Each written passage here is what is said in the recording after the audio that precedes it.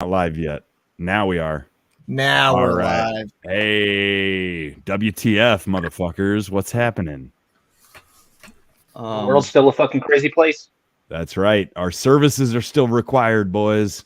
Yeah, and we're awesome. back. We're back sooner than we would have figured. You know, we went from every other week to now we're here a week later.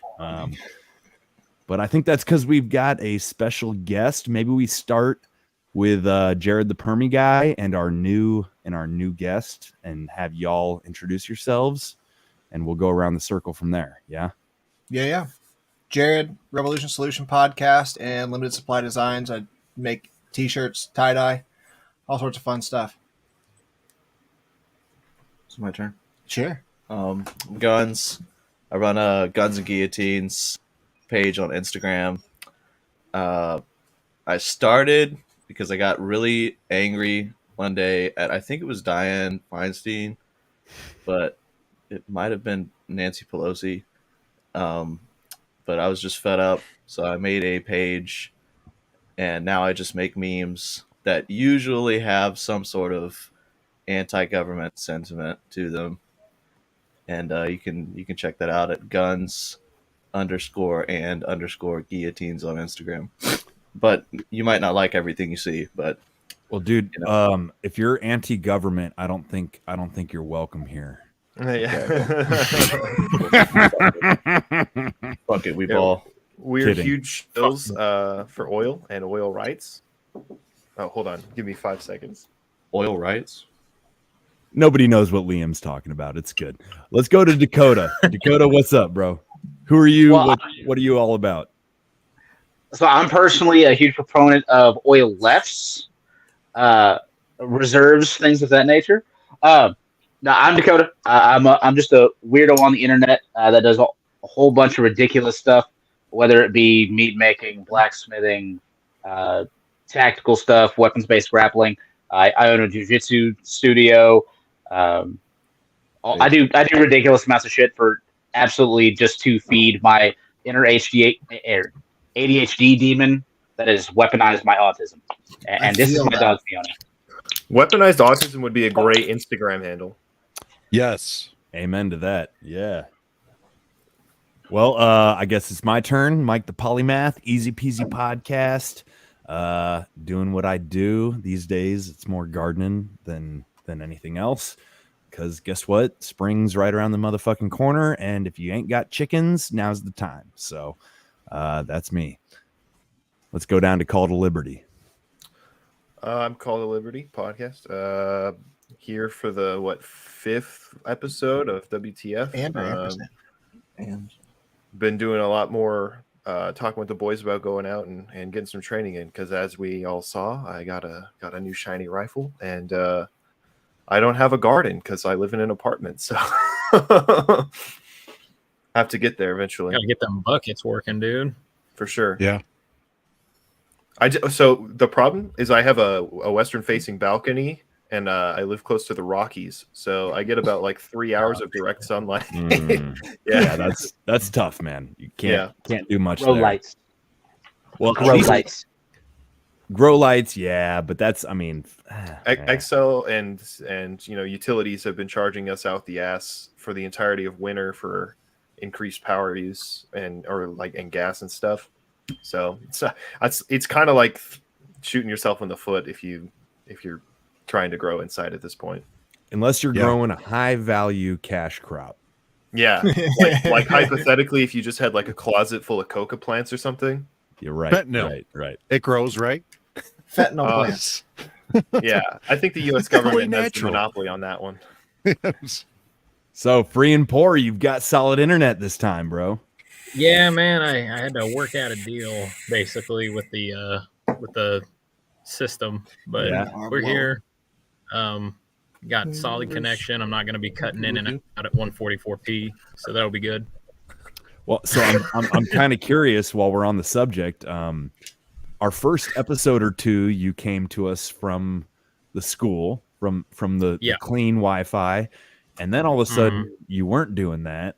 What do you mean when you had to make a deal? I'm curious. I mean, it's not as back alley as it sounds. Honestly, I'm just like doing some like odds and ends for the school, and they let me come in here and use the Wi-Fi. I mean, that's essentially okay. it. So You didn't have to give up your I butt wasn't doing virginity.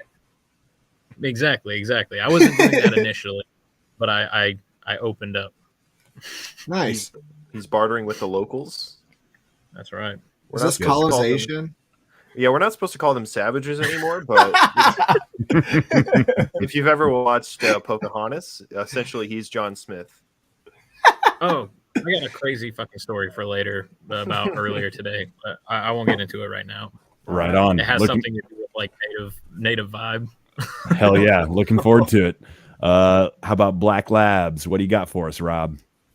Yep, I'm Rob at Black Labs. You can find me on Instagram, Black Labs Podcast 1, and you can also find me on Telegram, where I usually am most of the time. I play around on somebody else's channel too, Legit Bat and Grammarica and a few others, and just kind of throw things out there and shit post. And then I do this. Oh, 3D printed naughty. Naughty. This is more dangerous than any of the dildos we've ever made. Just saying. Is that way more? Is that the Hoffman tactical model? Yeah. So is that I made it. Is that an AR lower? Yeah. Okay. I did it for a buddy. Yeah. 3D printing, man. Print You would guns, not never do money. it for a buddy, You right? would not print for your buddy. That's your low. That would never happen. No, personal use. Personal use. Personal Only. use. This is non-functional. This is just a doorstop or something. Still. Yeah. It's a paperweight. It's a hell of a paperweight. Well, Rob, I brought. So I texted my guy at the Harley Speed Shop that I've been working at. I texted him right after our last WTF forum when I was just fucking popped enough to not care. And I said, you ever read about water injection? Right. And I didn't get a response initially, and I take no offense. I'm the type of guy that I don't respond either if I know I'm going to talk to you face to face. So I just waited, and I went to the Supercross race last night with all the guys from the Harley shop, from Horsepower Incorporated. And, my guy there, the boss man, I walked up to him. I said, so did you get my text? And he smiled, big smile. He said, you must have been in some kind of rabbit hole, brother. He's like, I have heard about water injection. He kind of said, he's like, I don't fully know if it's worth pursuing, but it's an interesting topic. And I told him, I said, I got this mad scientist motherfucker who claims it is worthwhile and is going to put one on his bike. And, I guess we'll be curious, man. We'll be curious to see what kind of results you get. Yeah, hell yeah. A few other people have done it, gotten really good results. So, yeah. I did a little searching on YouTube and I couldn't find hardly anything, but that doesn't surprise me. You said, wait, what are you talking about putting on the bike? Water injection. Yeah, can we get the high pressure water injection to be exact, like 1,000 psi and up. So the idea is that if you missed the proper amount of water into a internal combustion engine, you get both power gains and an increase in fuel economy because of the power of splitting the atoms in the high pressure internal combustion process. You both cool down the engine and you add some power while lowering your need for fuel, which sounds almost too good to be true. But with a mad scientist like Rob on our team, sometimes too good to be true is 100% right. So I don't know. Is this an expensive mod? Not particularly. No. I posted. Is it more expensive? Is it more expensive than just driving in the rain? It's an injector. Well, funny that you should mention that. If you've ever noticed, a lot of people do have their cars. Actually, if they have a problem with their car, it runs better when it's humid out. So, and that's part of the reasoning behind it. So, yeah, they run really good if you drive them into a river. See, no. See, there's a fine line between boost and hydrolock. Yes. Right? No. Yes. What you do is you drive your Range Rover directly into a harbor, because it is a semi-aquatic It's a vehicle. I've seen somebody I'm a do that with a five-star Lambo once. What was that? It's a 5-star I saw man, goddammit. somebody do that with a Lambo once. Oh, Yeah. nice.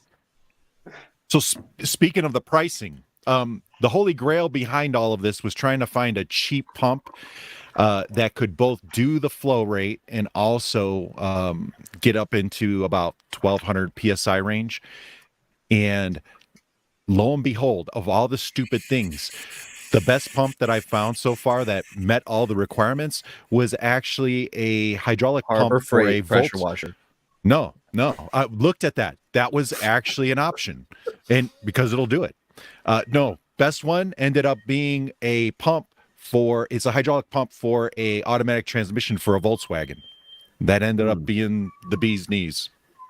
So that's the pump that you sent a link out to recently. Yeah. About $110 or something like that altogether. So feasibly, I mean, like I said, I was talking to my dude Jimmy, and I'm like, dude, how cool would it be to have a little reservoir and a little pump, in one of these Harley like baggers, right? Like they've got the bags on the back, so you could have all this equipment like hidden inside the bag.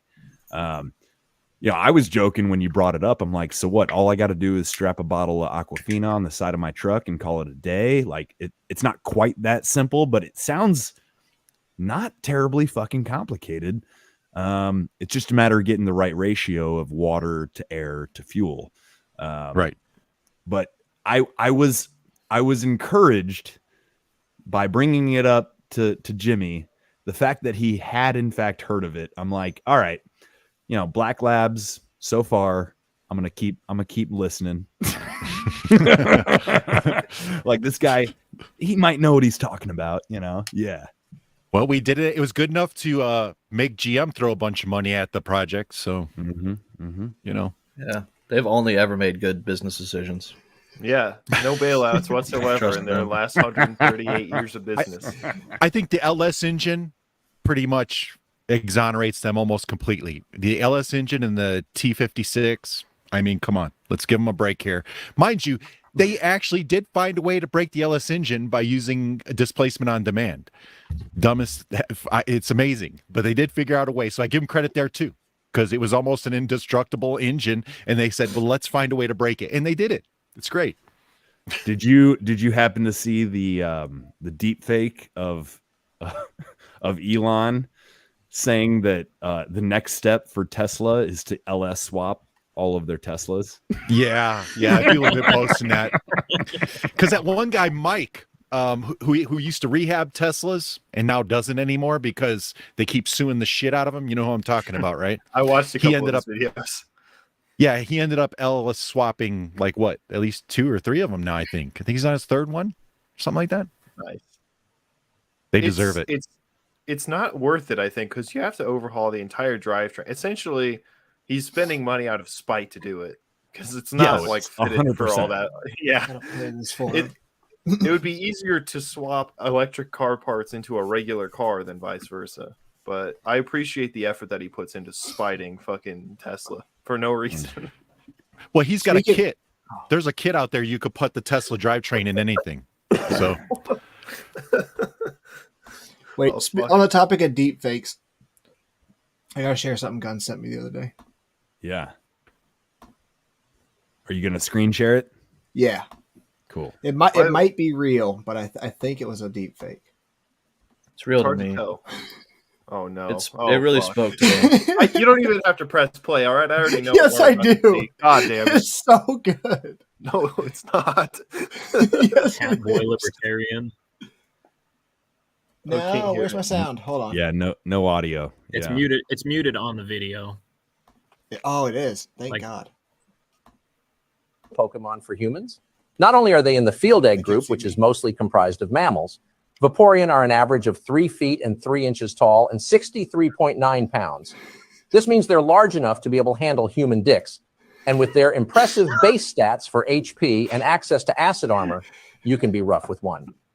Due to their mostly water-based biology, there's no doubt in my mind that an aroused Vaporeon would be incredibly wet. So wet that you could easily have sex with one for hours without getting sore. They can also learn the moves Attract, Baby Doll Eyes, Captivate, Charm, and Tail Whip, along with not having fur to hide nipples, so it'd be incredibly easy for one to get you in the mood. With their abilities Water Absorb and Hydration, they can easily recover from fatigue with enough water. No other Pokemon comes close to this level of compatibility. Also, fun fact, if you pull out enough, you can make your Vaporeon turn white. Vaporeon is literally built for human dick. Ungodly defense stat and high HP pool and acid armor means it can take cock all day, all shapes and sizes, and still come for more. Did you know that in terms of male... Is it not incredible? It's pretty good. It's pretty good. Don't send him anything like this ever again. Like, holy fuck. The tech is getting too good. Like, if you can find these deepfake videos and go up to any old person and be like, watch this video, watch what Joe Biden just said, and he's like saying some absolutely outlandish stuff, and they'll be like, oh my god, I can't believe he said all that on national television. And you're like, yeah, I know, it's crazy. The world's getting we crazy talked about it out about there. a month ago about how some dude in his fucking basement can completely fabricate the existence of like an entire person, you know. And it makes me want to go down my like doomer rabbit hole about like what if all these politicians are just fake? They just don't exist. I don't want to get too far into that, but like, Yeah, Jesus I mean, Christ, that's like dude, half the plot of The Moon is a Harsh Mistress. it's fucked up. It's fucked up how real it. Like I was talking about how I saw an edit where Joe Biden was in Skyrim and he was talking about the dialogue was about Skyrim. You know, I was like, Jesus Christ, he's really in Riften. This is crazy. We can all at least acknowledge that there are multiple Joe Bidens, right? Oh god, Yeah. That's fair. That's fair. And the main one doesn't have hands. How do you touch children without hands? He just sniffs them. Oh, that makes sense. It seems like occasionally they roll a fresh one out. I agree.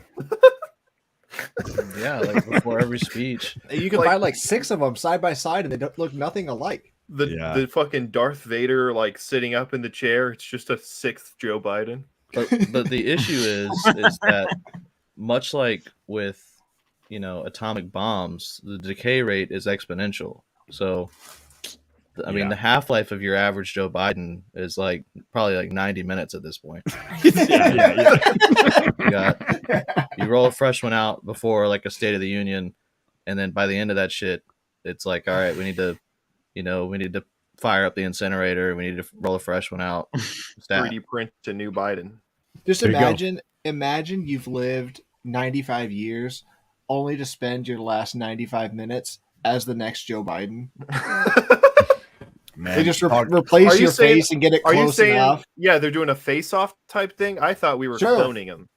Okay, that's possible. Right, but I like the lore better of somebody who's lived just like 94 years as an average person, and then they get called up for the last few minutes. Grandpas are getting kidnapped and shit. Yeah, black missing bags 411, but old people. If we see a Joe Biden with tits, I'll know something's up. Dude, it's only a matter of time the way things are going. In fact, I think that might be the perfect transition, if you will. Yeah, let's see Mike roll his own clip this time. Well, so Jared, I realized. I realized. Did you eat anything from the earth before this show? No, actually, I didn't. I did not today. Only fermented grains and a little bit of grass, but no mushrooms today. So I think the giggle fits will be held to a minimum. Are we talking not 2 hours of Steven Seagal this time? Dude, it wasn't. Yeah, wow. It was 2 hours of Steven Seagal. It has the DNA structure of all its victims. Hey, I stand behind everything I did. Okay, I stand behind it. I don't doubt that, and that's why I love you. I think that was an important. I went into the Google Drive to look back over. Were y'all on a I hate Steven Seagal run last Yeah, time it or was. something? It was like a Yeah. half. It was a hour love of fest. fucking- Let's It be was a bit honest. more of a. It wasn't yeah, It was a bit horrible. of it was a meat ride for sure. Look, all I'm Really? saying is Ando came in and validated my entire argument. So thank God for Ando. Well, what was your thesis? My thesis was I'm not sure if this dude is bogus or based. Like Oh, I'm not totally sure. I don't know. That was Yeah. the Like whole segment. on the that guy, surface, dude. It was just on that the was all. surface, he seems pretty bogus, but like I don't know. You know, So you think he's actually just that cool? Like he's just unfathomably cool, dude? and he's everybody cool. that sees him is just He's- like, wow, this guy's got to be full of it. But like, I'll he's tell you one actually- thing: Steven Seagal is the coolest motherfucker that Steven Seagal ever met. Oh yeah, Okay. yeah. This is true. Yeah. Undoubtedly, Look, undoubtedly. as much as I'd love to continue talking about Steven Seagal, what was the clip you were going to roll for? Well, so that was my point. So Jared, I sent you my No, notes of course you did. because I realized the reason I can't present myself is I don't think the audio comes through because I used Mac. So I don't All right, have. I'm on Mac too. Are you? Okay. Well, yeah, maybe yeah. I'm just lazy and I just want you to Choose- play my clips. All right, try the first one because you sent me an ass load. Yeah. Try, Yeah. All right, So- try the first so- one, and when you present, choose Brave tab and make sure the checkbox for share audio is selected. That's Yeah. the only way I can Okay. get it to work on mine. Okay. All right. Hang on. Oh my God. Should I try or Jared? I just want you to do it. I'm so incompetent. Okay. In the But- I can try. Hang on. in the interim, He's a psychopath. Guns. It's pretty cool that you're on here, man. I've listened to a lot of eMilitia, and it's pretty sweet. Thanks, dude. Yeah. It's kind of like herding cats these days. You Yeah. know, a lot of our heavy hitters are in pause. Sorry, it said it was paused and it started playing. Just a note on that. A lot of our main players are deep into a transitional period in their lives, so it's hard to coordinate. But we definitely plan on being a little more regular as soon as we possibly can. It'd be great if the eMilitia came back, man. Yeah, I agree. I know that it's kind of hard though. There's a ton of stuff that happened there, but yeah, I just wanted to let you know, like whenever we had Faceless in the comments, Mike was starstruck. This week I'm starstruck. Let's go. Oh yeah, dude. So Guns is a big Guns. You're a big deal, huh? I've listened to. I've never listened to eMilitia. I've listened to. C. Bernard or whatever. Right. That's where BR got to start, man. Yeah. eMilitia. No, I didn't realize you were associated with eMilitia. That's cool, man. I need to check that show out. I never have, but Yeah, almost from the start. We all made our pages, and then we decided to. I'm going to go ahead and say that I think I was the one that popularized the name eMilitia, but I could be lying. Ooh. Well, okay, look, I'll side with you on this, but if someone texts me and says like, "Fuck that guy, he's lying," I might That's bring fine, it up because Yeah. I might be lying. No, might that's be fine. lying. I shit posted with Redzi a couple of times, and I thought Yeah. it was Love that guy. funny. Yeah, he's like the most. Even on the podcast, he's the guy that's just like he's like incredibly. What did Rezzy's name used to based. be? It was like Hang 'em Hang him for freedom. Hang him for freedom. Yeah. Yeah. But yeah, he's just Shit. like doesn't give a shit. He'll just say whatever. And so You're I'm absolutely right. Yeah, he might be right. They're all such great people, though. I mean, they really are. We've all met in person, and I mean, they're just so great, all of them in their own way. how long have y'all been doing that show? Man, probably since shit, dude. Probably since like 2018. Wow. Okay. So like kind of before things really fell apart. Yeah. Definitely before the apocalypse. Does it count as still doing the show if prior to Valentine's Day the last episode was in July of 2022? Of course, yeah. No, you're not done until It's a bit of a you say you sabbatical. are. Yeah. No more uploads. It's still not done. Let's go. So y'all are kind of hit or miss. Like Wait. you put them out. Liam, when was your last episode? Hang on. Hey man, fuck you. Yeah, look who's fucking like last talking, week. Liam. Shit, dude. Liam put one out last week. Yeah. Look, see, look. I would have had one out last month, but somebody lost the audio. Well, okay, so not- guns. This is Liam. Pot, kettle black. Yeah. Hey, it's actually kettle of color. You can't say that anymore. Kettle of color. Yeah. Okay, so Jared, like, I'm tempted to try to run this shit myself, but I just have a feeling I don't think the audio is going to come through. How'd you say?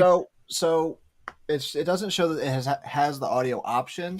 So when you present, you have to choose the browser tab that you want to share and make sure the checkbox in the bottom left says share audio. I added it for me to present it, and at the exact same time you added it, and then I deleted it because you had added it, and you deleted yours at the exact same time. Can you just do it? Then I added mine back, and you fucking added yours back at the exact same time. So This is why- just to big dick you, I'm sharing mine because I'm fucking tired of this. Okay, good. That was the intended result. So Jeez. Hi, my name is Cameron, and I'm a member of our DID system. So Avery and I are both birds. I am a cardinal, and Avery is a blue jay. She got bird teeth. We like AM air pronouns in particular because they feel even further removed from gender than they, them, theirs. And being birds, while we do have our own gender expression, we don't inherently have a gender at all. And not in the way that, like, we're just non-binary. It's that, like, our species as, like, an avian-human hybrid does not inherently have any kind of gender at all. can we pause? All right, This is all right, already especially you've chosen a fucking cardinal. Cardinals have clear sex differences. birds have so dramatically gender specific characteristics, man. Did you ever meet a rooster? Like ever? Yeah, it's called a cock. Yeah, they call it a cock for a fucking reason, man. Hey, look, Mike. Yeah. Whenever the rooster transitions to a hen, Mm-hmm. that gigantic comb on his neck doesn't matter. Not indicative. Crowing at 6 a.m. every day, it's just something all birds can do, man. What do you mean? Hens have big combs too. Peacocks, dude. Or it's the Think about, beard, like- I mean. Or yeah, you know what I mean. The fucking I don't. Oh, you're making a joke. I see. Sorry. I thought I said that wrong. No, they do. I mean, I could send you a picture of all 10 of mine. It's like half of them got combs and half of them don't. They're all I think hens. you got some tranny ass hens, bro. I I mean, don't know, they all lay eggs, bro. So they might be hermaphroditic. They do make me All- question my sexuality. all hens can lay, or all chickens can lay eggs, guys. Come on, don't be. Man, my transphobic. favorite is like every person that we tell that we have chickens. So the suburban people that don't really know farm animals at all, especially women, is the most interesting. And they ask if you have a rooster, and you say no, and then they ask whether you still get eggs, and you ask whether they have a period if they're getting dick or not. Doctors don't know shit. Damn. That's pretty good, man. So look here. Okay, this is a topic I have no interest in particularly. What, the bird girl? No, the trans, the fucking pronouns debate, right? I'm like, this is whatever. I don't give a fuck. But when this bitch is Well, my telling me, take is like I'm totally tempted to be on her side.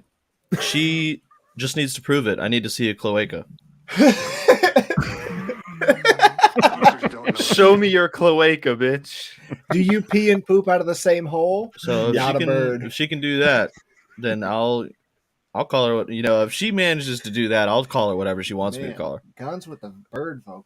I'm just concerned that her pronouns are I am here, right? That sounds like a fucking wizard. I am here. That's an evil fucking wizard. That's a good point. I'm not sure what to make of it, to be frank, except that she does not know much about birds. For a self-proclaimed bird, she does not know much about birds, man. Worst bird I've ever heard of. Yeah. Yeah. So What I turkey make- season. Oh, sorry. What were you saying? What I make of it is that she's a little bit retarded. that without question. Turkey season And is her dad didn't next love her month. enough. And I assure you that there is in fact a gender in turkeys, because if I shoot the wrong one, I can get a fine. And they will take your truck and your guns and everything. They'll take everything. Yeah. Yeah. If you shoot a fucking hen when you're supposed to shoot at a goddamn like a tom, like you're going to prison probably because the game warden's a dickhead. Because those are the government's birds. Because they're not real. Government birds. Yeah, they're all drones. I just like shooting at them. Well, I think Jared, I think you were the one that said, this girl, she identifies as a cardinal. Like, don't you know how distinct a male cardinal is from a female? I mean, honestly, personally, no, I don't. Well, when you imagine a cardinal, the red bird, right? Yeah, that's the male. Really, a female looks closer to a fucking pigeon than it does to a red cardinal. Poor bitches. They're totally nondescript. They're totally most in the bird world, man. Usually it's the male that's really flamboyant and colorful and showy, and the female is pretty subdued and nondescript. So this, my only point is this bitch is fully certifiable. Certifiably retarded. I mean, she's got the drab, uninteresting look down, so she might be a female bird. Yeah. All I can say about this is clearly she's a little delusional, but that guarantees that it is grippy. Okay. Whoa, bro! I knew it was coming. You thought the they then pussy went crazy. Wait till you get that. I eat her pussy. Yeah, whatever the fuck she just said. Yeah. I'm trying to get that non-binary pussy, bro. Yeah. Whoa, bro. It's got crazy written all over it.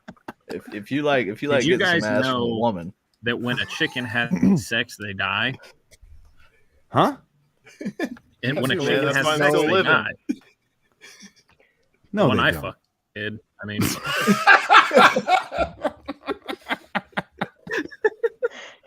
Well, what do you know about frogs, brother? Because the next clip, I saw some frog shit upcoming. Got some gay frog shit going on here. I don't running around loose in this city. I don't know ripping how the you heart out of find people the and shit eating that you them find. so they can take their souls back to hell. What is happening, bro? Soundboard. The whole I just want to make a note, okay, on a serious note. Yeah. This whole gender expression movement with the neo-pronouns and all that used to be a few years ago. I used to have respect and pity for the people that were victims to this, because they were actually going through something, and I would never choose to be mean to somebody that said, yes, I was born a woman, but for the past X amount of years, I've been identifying as a man, and they just live like a normal fucking person and would just prefer to be the other gender. But it's so popularized now that with everything else that gets popularized, it's been ruined. Anytime that happens to anything in society, it's about attention and getting social credit points now. Well, yeah, it's the whole victim credit thing, It's how many things can you stack up to make yourself the more disadvantaged person, if you're a minority and you're, LGBTQ and you're, in poverty, you get all these things that you can talk about to put yourself, ahead in an argument or whatever. That's when in reality, it's plus 50 HP, right? Yes, it's right, Dungeons and exactly, Dragons. Yeah. Exactly what it is for disabilities and offenses, right? Now, here's what's crazy. What they've recently done is if you're a disabled veteran, you don't get shit. Nothing. Not a damn thing. You are. Yeah, so it sucks. They took it away. It's fucking. I like to think of it as roll with initiative, like you were saying. What? It's like, oh yeah, I'm black and gay. Roll with initiatives. Yeah. There you go. That's fucking hilarious. So I've been playing a lot of I don't For the know. I King. just Guns, you bring up a good thought point. it was funny. Yeah, So look. The point Guns is getting at is a good one. I have come to believe recently there are legit, authentic trans folk. This is not like I just realized this all of a sudden, but for example, when I lived out in Utah and I worked for the Park Service, I was in communal housing and I shared a living space with a transgendered, woman, right? And Gretchen was from my point of view, she was a her, right? No question. She had put in the fucking work and she had gotten to the point where there was no ambiguity, right? It's like she wants to be a she has made herself into a she, even if she might have She wasn't sort of been standing in a GameStop screaming, "It is ma'am." Yeah. That happened here in Albuquerque, by the way. That happened here. Dude, her whole vibe was like, I don't want any extra attention for being trans. Like, I just am what I am. And so, like, I've always had this thing in my head, like, I know, or I got to know this trans woman, like, very, very well. I was about to say very intimately, but that gives the wrong Yeah, whoa. I'm there, brother. Whoa. We didn't go there. But I got to know her. I knew her as a woman, right? And to me, there was no question. Like, it was totally cool. Whatever. I was not uncomfortable. Was it grippy? But I think my point is, I think there's this whole other group of people who are using this to make us intentionally trying to make us uncomfortable. Yeah. In order to say you're a bad person, 100%. you're a bigot, blah blah blah. It's weaponized. I'm gonna it's being expose myself weaponized a little bit right now. Well, the camera's off, man. If you're gonna expose yourself, Jared alone. It's just for Turn- me. yeah. It's just for Hey, my yeah, eyes So only. if you hear Jared, any can you take rustling, some- I'm not. yeah. It's okay. I'm just showing another man my penis. Yeah, I was gonna say, can you take some feet pics for us while he's there, Jared? I posted one the last time he came, or 2 times ago he came over. Yeah, well, Faceless Nobody is pays really attention on to my me. fucking Instagram. I owe him like 16 more feet pics after I got, So if you guys can help me pay back that debt. We'll But- see what we can do. Anyway, Thanks. what I meant to say was this, like, I was already initially tolerant of this lifestyle before it was popularized, and the proliferation of it has had the opposite effect. I am now much less inclined to take it seriously and But not doesn't that feel as like tolerant to it as I once was, because I'm swiping through Tinder trying to get a little sticky with it. You know what I mean? Uh-huh. And then all of a sudden I'm presented with a straight up regular ass dude with a 5 o'clock shadow that happens to have not cut his hair and is wearing lipstick and wants me to take that seriously. And I'm like, hey brother, no, you're in the wrong neck of the woods. He needs a therapist. He doesn't need to need turn to be around. on Tinder. Or Did you swipe right just for the opportunity to Just to talk communicate? shit. no, but I have been in a similar situation before. Like, I was on TikTok. I saw this woman, and I was like, "Damn, this woman looks pretty good, dog." So I went to the page, Gay. and I was just watching some TikToks, and then all of a sudden I got to one, and it was like, I started my transition in like 2014, and I was like, "What the fuck, dude?" If I saw this person at a bar and she came up to me and started hitting on me, I would have gone as far as she let me go. And it, They get So it gets I have a sneaky question. sometimes, man. yeah, what? What's that now? I have a question. My question's this: if that dude chick on Tinder Right. had been a midget, would you have swiped right? Oh no! Um, Oh no! man, You know, Would you not have been like, bucket list? I gotta like, say that like a Burns man Boyer being a midget, or- midget does not make him more attractive to me. So probably Why are not. you a man under 6 foot? Let's just get real. Okay, so but can I just pose the question, like, but like, what if he was a frog? Yeah, Jared, that's an automatic me not taking us. Excuse me.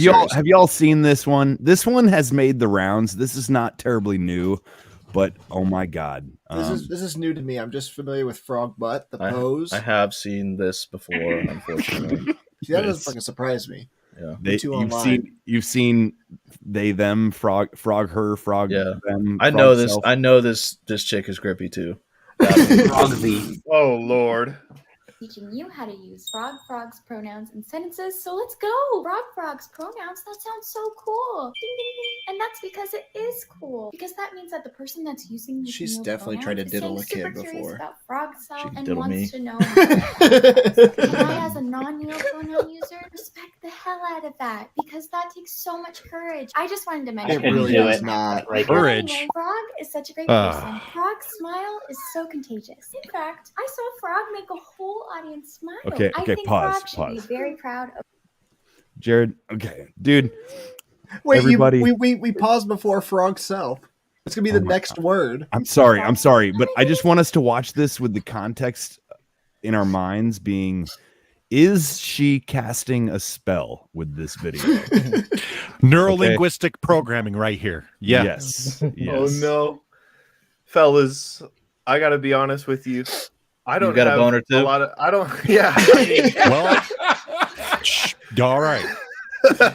Dude, I kind of if she wasn't psychotic, like I would absolutely fuck this girl. You know? If she wasn't psychotic, you wouldn't know who she was. yeah, True. That's completely the point. I think that's the crux of the whole fucking. Yeah, I would. These knowing people what I are know doing now. this shit. These people are doing this shit specifically to get attention. It has nothing to do with what they actually feel. Unfortunately, for like the person that Mike was talking about earlier, that she fully transitioned. That's what she wanted to do. That's how she felt. Yes, I'm with you, 100%. Fucking rock on. I'm not gonna fuck you because I don't want a dick anywhere around me like that. But rock on, right? Cool. Yeah. What if it's You inverted? you go do what you want to do.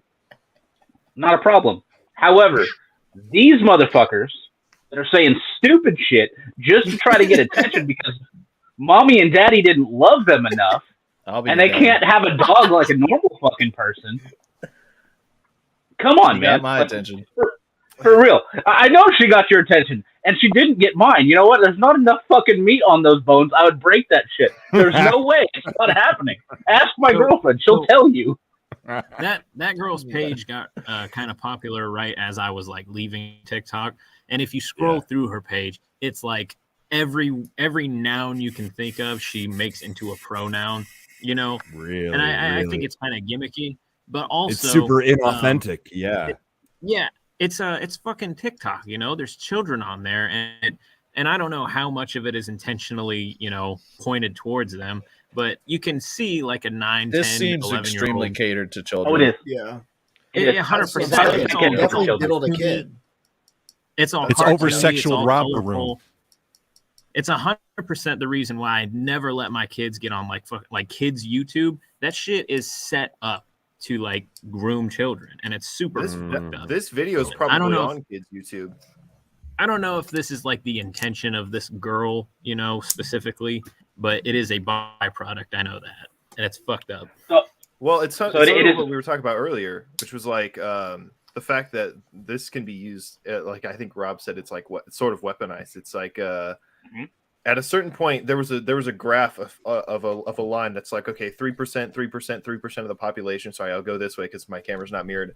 And then after, right around when TikTok became a thing, it was like this exponential growth in this population. And I think the reason for that is like the more it proliferates, the more it's like obfuscating and It's trendy. sort of like dividing the the way that we think as a society. And I mean, you could maybe see those in the West has fallen memes. I think it's a much darker reason than that, to be honest. Yeah, I think it's a reflection of the poor mental health of the population in general, because people that are well adjusted do not succumb to this type of thing. And this becomes an easy and quick and now socially acceptable, and if not acceptable, outright promoted or encouraged coping mechanism where you don't actually have to deal with any of the internal issues that you're going through. You can just say, actually, I'm not a man. It's just normal. I'm a woman. And then you get loads and loads of support through your parasocial relationships on the internet. And what I think is it's semi-intentional on behalf of, you know, some amount of malignant force, because the Rothschilds. Well, yeah, the Rothschilds are paying people to watch TikTok videos and become gay. They're turning the people gay. Anyways, I think it's because like it's easier because so for a long time our country was kind of seen as like a real tough nut to crack, and now holy shit, you you could just say, hey, you can't you know, own a gun, that's bad. And then, you know, roughly 70% of people in a particular area will be like, oh yeah, that's totally true. I have no reason to believe it, but yeah, totally. That's great. And I just think things like this that proliferate and divide people's thinking, cause them to care sort of about, I would say, the wrong thing is kind of the end goal. Because like 30, 40 years ago, who the fuck cares about this? Like my grandma was one of the was a pretty OG hippie, and like this was not on the agenda. It was more about not bombing people in foreign countries and shit. Like this has no place in that world. But that world is now gone because this has taken over. So I brought this topic up not to be like hateful or whatever. Yeah. Right? Like but I do think this is a part of the depopulation agenda. I do. Like I said, like I've known trans people who were authentic and didn't want attention for being who they were. They just frankly, they wanted the opposite. They did not want to be noticed for being any different than anybody else. Yeah, that's a pretty solid indicator of their intent behind it. Yes. I've probably got more links here than I really need, but Jared, play the one that says trans man reacts. Okay. Oh, I just actually pulled that one up. So lucky us. This is very I think this is a very good take, and it's from a trans individual. And it jived basically like I've not touched this subject on my show like at all. And it's because like it's a third rail. But I think this is maybe the crux of the issue. There are real trans people and there are bullshit attention-seeking liars who are promoting a depopulation agenda at the core of things. And let's hear what this guy has to say. May I have your name and pronouns, please? If I, as a transsexual who transitioned, wanted to control what other people called me, I didn't do a good enough job transitioning. Skill issue. Pronouns are a scientific fact, and my pronouns are he, him. Oh, I didn't know that pronouns were scientific. Oh, but they are. They're assigned to you when you're born. They are biological, and there's no way you can change them. I don't think that's how it works. Nope, everything is based on facts, and without them, our society would be in complete chaos. Well, what do you think my pronouns are based on my biology? Well, obviously, you're she, her. He, him. Oh. I'm pretty sure that all people who talk to you know that your biological pronouns are not she, her. It is completely delusional to think otherwise. Yeah. I don't think the pronouns are necessarily biological based. I think it's based on what you look like. However, I think it's important for these people to understand that it's not only rednecks who disagree with them and this whole gender ideology. It can actually be transsexuals themselves. I can't say on TikTok. It's gonna trigger people. This whole triggered generation. So I don't think it's a coincidence that these people look like clowns. Pronoun check. Can we pause real quick, Jared? Her, hers. Don't pause. I'm gonna get hard, dude. Okay. No. Okay. Sorry. No. God damn it, Guns. Did you hear? I'm gonna refer to this person as he, because that's what he's going for, and he does a pretty good job pulling it off. So he says, it's not a coincidence that these people look like clowns. That's right.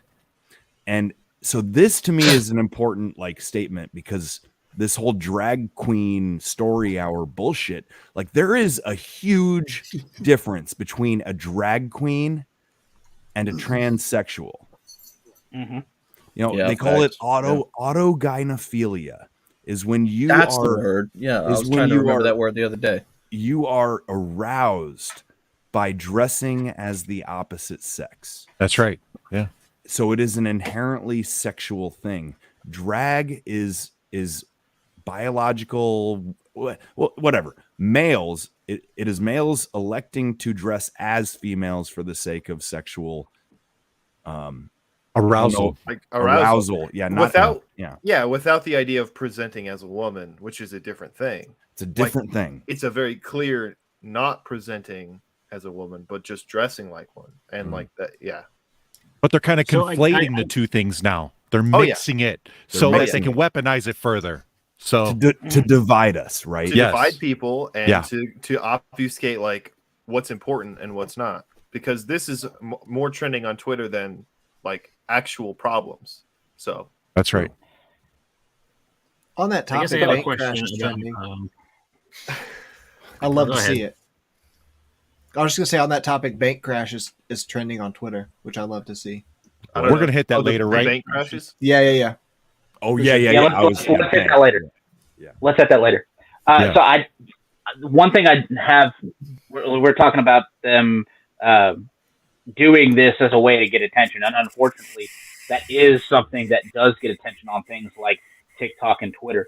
Which, in this case, part of why I think it's become so popular with kids is because that kind of thing is there to try to get attention. Your primary attention from those platforms, and for things like this that are specifically made to be kind of shocking and ridiculous, it's kids. That's why you're getting this bullshit. Unfortunately, it is them targeting kids, whether we like it or not. That is what's getting into it. Is people giving their kids a fucking cell phone and going, here, scroll on TikTok for fucking 5 hours. Mm-hmm. Scroll through Twitter for fucking 5 hours instead of being present with their children and actually having a conversation with them and teaching them what right and what wrong is.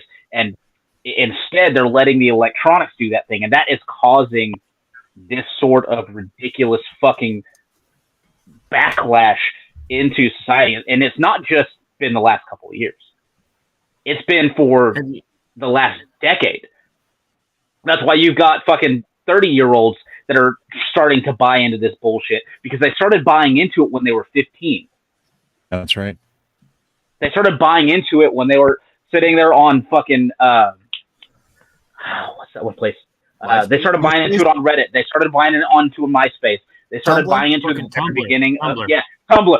That was the one I was looking for. Tumblr is the fucking right? worst. Right. That is why. That is 100% why. 15 years now later, that is why we are seeing that decline of us being real fucking people doing real shit. And instead, they're focused in on stupid bullshit on the internet instead of being able to actually do things. They're just trying to get attention that their mom and dad never fucking gave them. I'd like to see a graph on like the inclination of these kind of people after Tumblr banned porn. I don't know if you guys remember, but about 8 years ago, Tumblr banned porn, and that's where all these fucking furry dudes and all these LGBTQ whatever, I think they all transferred to Twitter because it was okay on Twitter, and I want to know how much more of a platform they had when they weren't their weird niche. It was like Tumblr over here, and then on the far right it was 4chan, and they had their separate. Should have kept it contained, man. Yeah. And then they got into the mainstream shit, and everybody sees it, and they're like, "Okay, it's our time to shine." I could fuck a rabbit. If you go back to Reddit, used to be Reddit used to be a real hard right wing like place for a while. It was like 4chan, And then all of a sudden, right around with the time you're talking about, it switched hard into a leftist platform. And like, dude, I hate it so much. 2017, something like that. Was that 2017 roughly? I think it was 2015 when they 2015, 2016. Okay, I was like just somewhere in there, school, so I think it was 2015. Yeah. Okay. But yeah, like that's also another thing I wanted to talk about a little bit on this topic is that if you look at the data, like recently in terms of I guess individuals transitioning or being inclined to do so, the amount of children that are impacted is disproportionate by and large. And they'll say that it's because there's never been a more accepting culture or society, but it's like, no, it's the rampant propaganda. Nobody wanted to go to war in 1990, but in 2001 something happened, and all of a sudden we had these warmongering motherfuckers in every state. Like, like you can't ignore the cultural impact of the fact that you're allowed to just spread your bullshit on the internet 24/7. That's a thing that's causing problems, and yeah, sorry, it's just something that people ignore at this point, which is like, why are all these children transitioning? It's probably because they were always going to be this way, and now they're allowed to be accepted. And it's like, no, motherfucker, No. their parents don't have a proper relationship with them. They're given a cell phone, and now look at that. That's all they see all day. It's because they're gullible and stupid. So on top of that, right? On top of that, not only do they not have that relationship, but you're letting them create that online relationship when their brains are still trying to fucking develop and really try to figure out what the world really is. And unfortunately, the internet is not fucking reality, right? It's not. It's not. I promise you. I've made some good friends on the internet. I'm here in Tennessee because of friends that I made on the internet. But the difference is you have to bring it into fucking reality and figure out what real actually is. And if you don't have a good relationship with people or with people that actually care, you're never going to get that. That's why your kids are getting super fucked up like this. But you get special treatment in school for being trans or coming out or talking about LGBTQ shit all the time. And once they went and they crossed that Rubicon, that was it. You gave the kids incentive. I know people right now who are white, straight men who are acting like they're fucking transgender, pardon my French, so that they don't get fired. Because that's your only refuge, because it's not enough to do a good job. It's all about identity now. John Smallberries. That's it. So you know the guy with the big fake tits that teaches shop class, right? The Canadian dude. Yeah, I've seen it happen before. That's nothing new. Yeah. So especially in teaching. Have y'all seen this girl? I'm curious. This TikTok star who she's learned how to manipulate her face to do like the same type of facial expressions as like a Pixar like princess face, you know, like big eyes, over exaggerated, like weird. Have you seen this girl? Maybe not. That's like half a TikTok, man. Dude, it's bizarre. It's bizarre. I don't have a link. I'm not going to bother, but she looks like a cartoon. She's very, I'll admit, she's good at doing these facial expressions. Good at facials. Yeah. Yeah. Sweet. But again, it's almost like this last girl where it's like, if you were just like normal, like not psychotic, crazy bitch, you'd be hot. Like just don't do what you're doing. It's weird. Shit, that ain't gonna stop me, dog. Well, hey, but what was said about like targeting kids, right? Like this brand of TikToks, like it feels like it's targeted towards kids. I don't think that's the intention. It is the result, but it's because these people are not like grown themselves. Yeah. They're like perpetual children. Peter Pan complex. So I would agree to a degree. Go ahead. I would agree to a certain extent. Yes, I don't believe that they've 100% fully grown up. And I don't think it is intentional that they're like, oh, yeah, now all I want is fucking kids. What it is they want to see that number go up. They want to see those views go up. Like, they want to see them have that attention. They are seeking that attention. It's not, oh, I want all these fucking kids to be watching me, and I'm trying to depopulate the earth. They're not part of that. Now, is a section of that a thing? I believe so. I believe so. But it's not from them. They're just the fucking pawns in the whole thing. Yeah, if you guys, I know like everybody likes to poke fun at Jordan Peterson and everything, but I do like to listen to him talk sometimes. I love that guy. He's all right. He had a good bit where he was talking about essentially like regression in these adults who act like children essentially, and it's some sort of early childhood trauma that essentially they felt that they could not express themselves as a child, so they come back as an adult, see this platform where they can do that and receive attention for it and receive essentially what they were missing out on as a kid, and then they just it just kind of spills over into our reality.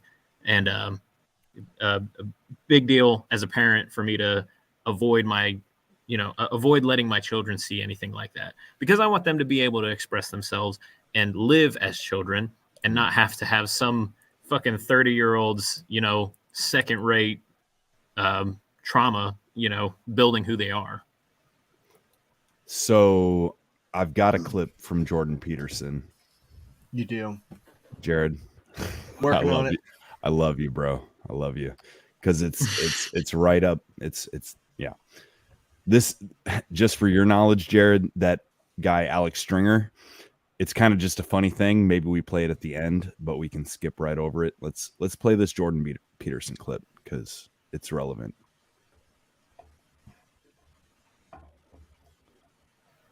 But I guess again, like I was friends with a true transgender person, and they don't behave like these people, No. Mm-hmm. Yeah. I employ a couple of trans people. Yeah. Great people. They do not act like this stupid bullshit that you see on TikTok and Twitter. Yeah. That's not what they're going for. That's not the reality of it. Right. All right, here we go. go. From Twitter. Now, I'm somebody, nobody can argue against my lefty credentials. Everybody knows I'm a man of the left. Having said that, my solution on this issue of social media censorship has always been, look, we need to expand First Amendment protections. And the way you do that is to regulate these big social media companies like they're public utilities. So if you do that, then basically you're saying this is the new public square and people can speak their mind here. Now, that doesn't mean, of course, you can't, dox people or do direct threats of violence or anything that's actually illegal will remain illegal. But outside of that, you can't censor people just based on political opinion. So, I definitely wouldn't have banned you, suspended you, etc. But I do have a question about that specific tweet that did get you in trouble, because, you said something to the effect of, well, I don't know if it got me in trouble. I don't think I'm in trouble. Twitter banned me, but I don't consider that trouble. That's fair enough. Fair point. Fuck. But you said something to the effect of, remember when pride was a sin, and the criminal physician. And Ellen Page just had her breasts cut off by a criminal physician. Exactly. So my question is the physician really criminal? If you agree that adults can decide to transition, then why would the physician be criminal? Don't adults have that right if they want to transition?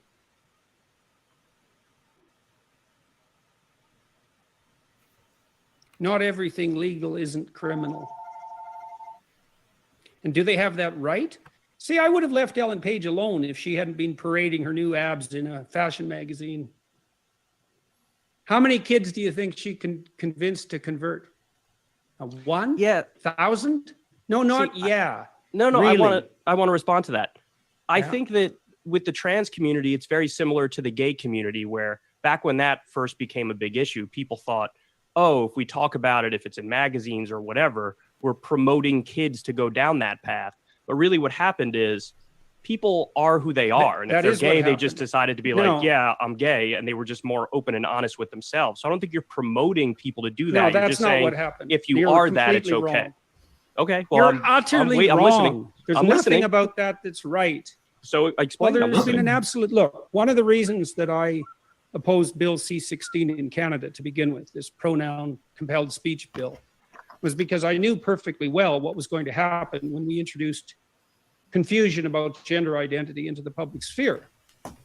Now, the argument was that if we left people with gender dysphoria alone to make their own way and stop torturing them, that we would decrease the mental health load on those individuals. And my analysis as a clinician was that for every one person of that sort that we hypothetically save, we doom 1,000 more as a consequence of confusion and social contagion. I knew the literature on psychogenic epidemics. They used to call that mass hysteria, and it's a literature that goes back about 300 years. And often when you introduce social confusion, you can produce a psychogenic epidemic, especially among, generally it's adolescent females who are most susceptible to it. So I thought, oh, well, what's going to happen is we'll produce a psychogenic epidemic of gender dysphoria among adolescent females. And that is exactly what's happened. And it isn't the fact that we've freed up people who are, in doubt about their identity to be who they are. That may have happened in a tiny minority of cases. It's absolutely and definitely the case that we've doomed thousands of kids to brutal, mutilating surgery and premature sterility. And we've done that on the altar of our hypothetical moral virtue and compassion. Look, I read a corporate analysis of the trans surgery industry last week. Growth rate projection for you lefty types and your anti-corporatism. Growth rate projection, 15% per year. Invest now. A $350 million business as of 2022, projected to expand to $750 million by 2027. No moral hazard there? There's plenty of moral hazard there. And that surgery is absolutely brutal. So what percentage of the population do you think, in your conception of how this is unfolding, what percentage? What do you think, y'all? What do you think? I know I've been talking a lot, but earlier when I was at KFC and Rob was talking about some stuff, and I said they feed the hand that bites them. That's what I was talking about, is the idea that I'm going to do this because I'm morally superior and correct, and this is going to end up being a net positive for society. And it's, of course, it's a mind game that's played on them by somebody else, that wants this result. But eventually what happens is you have a bunch of people who are doing your bidding for free and for the concept that what they're doing is right, when in reality what they're doing is ambivalent at best, doesn't have any impact on society. Or in our case, we're talking about children, and it's a net negative by and large. There's a ton of children that are affected by this, and they don't have the capacity for critical thinking to understand that not everything you see or hear is real. They're intentionally swayed away from critical thinking. Okay? That's why they don't want to teach math, or they teach new math, which is just some crazy made up shit. And the bottom line is the doctors don't know shit. And we'll just leave that there. Hey, that one played. I love that one. I like that one. Good job. So the thing with all of this stuff online is it's all being now ran by AI. It is. All of the back end of Twitter, all the back end of TikTok, what you're seeing on YouTube, what you're seeing pulled up on Twitch, it doesn't matter what it is now. It's all running on an algorithm that is now being backed up by AI. What it comes down to is what is the base of that system that they're using. You're seeing a lot of stuff coming in from things like ChatGPT, which I'm trying to pull up a log I had earlier today that literally I changed AI's mind using fucking logic. But it didn't. But the very first thing that it was programmed to do was what was politically correct. But by the end of the thing, it's like, oh, yeah, no, that doesn't fucking make any sense. There's a time where it says, no, you should never use, in this case, I was talking about dog training stuff. You should never use punishment or corrections to train a dog. And that is factually fucking wrong. As a matter of fact, in that vein, there we go.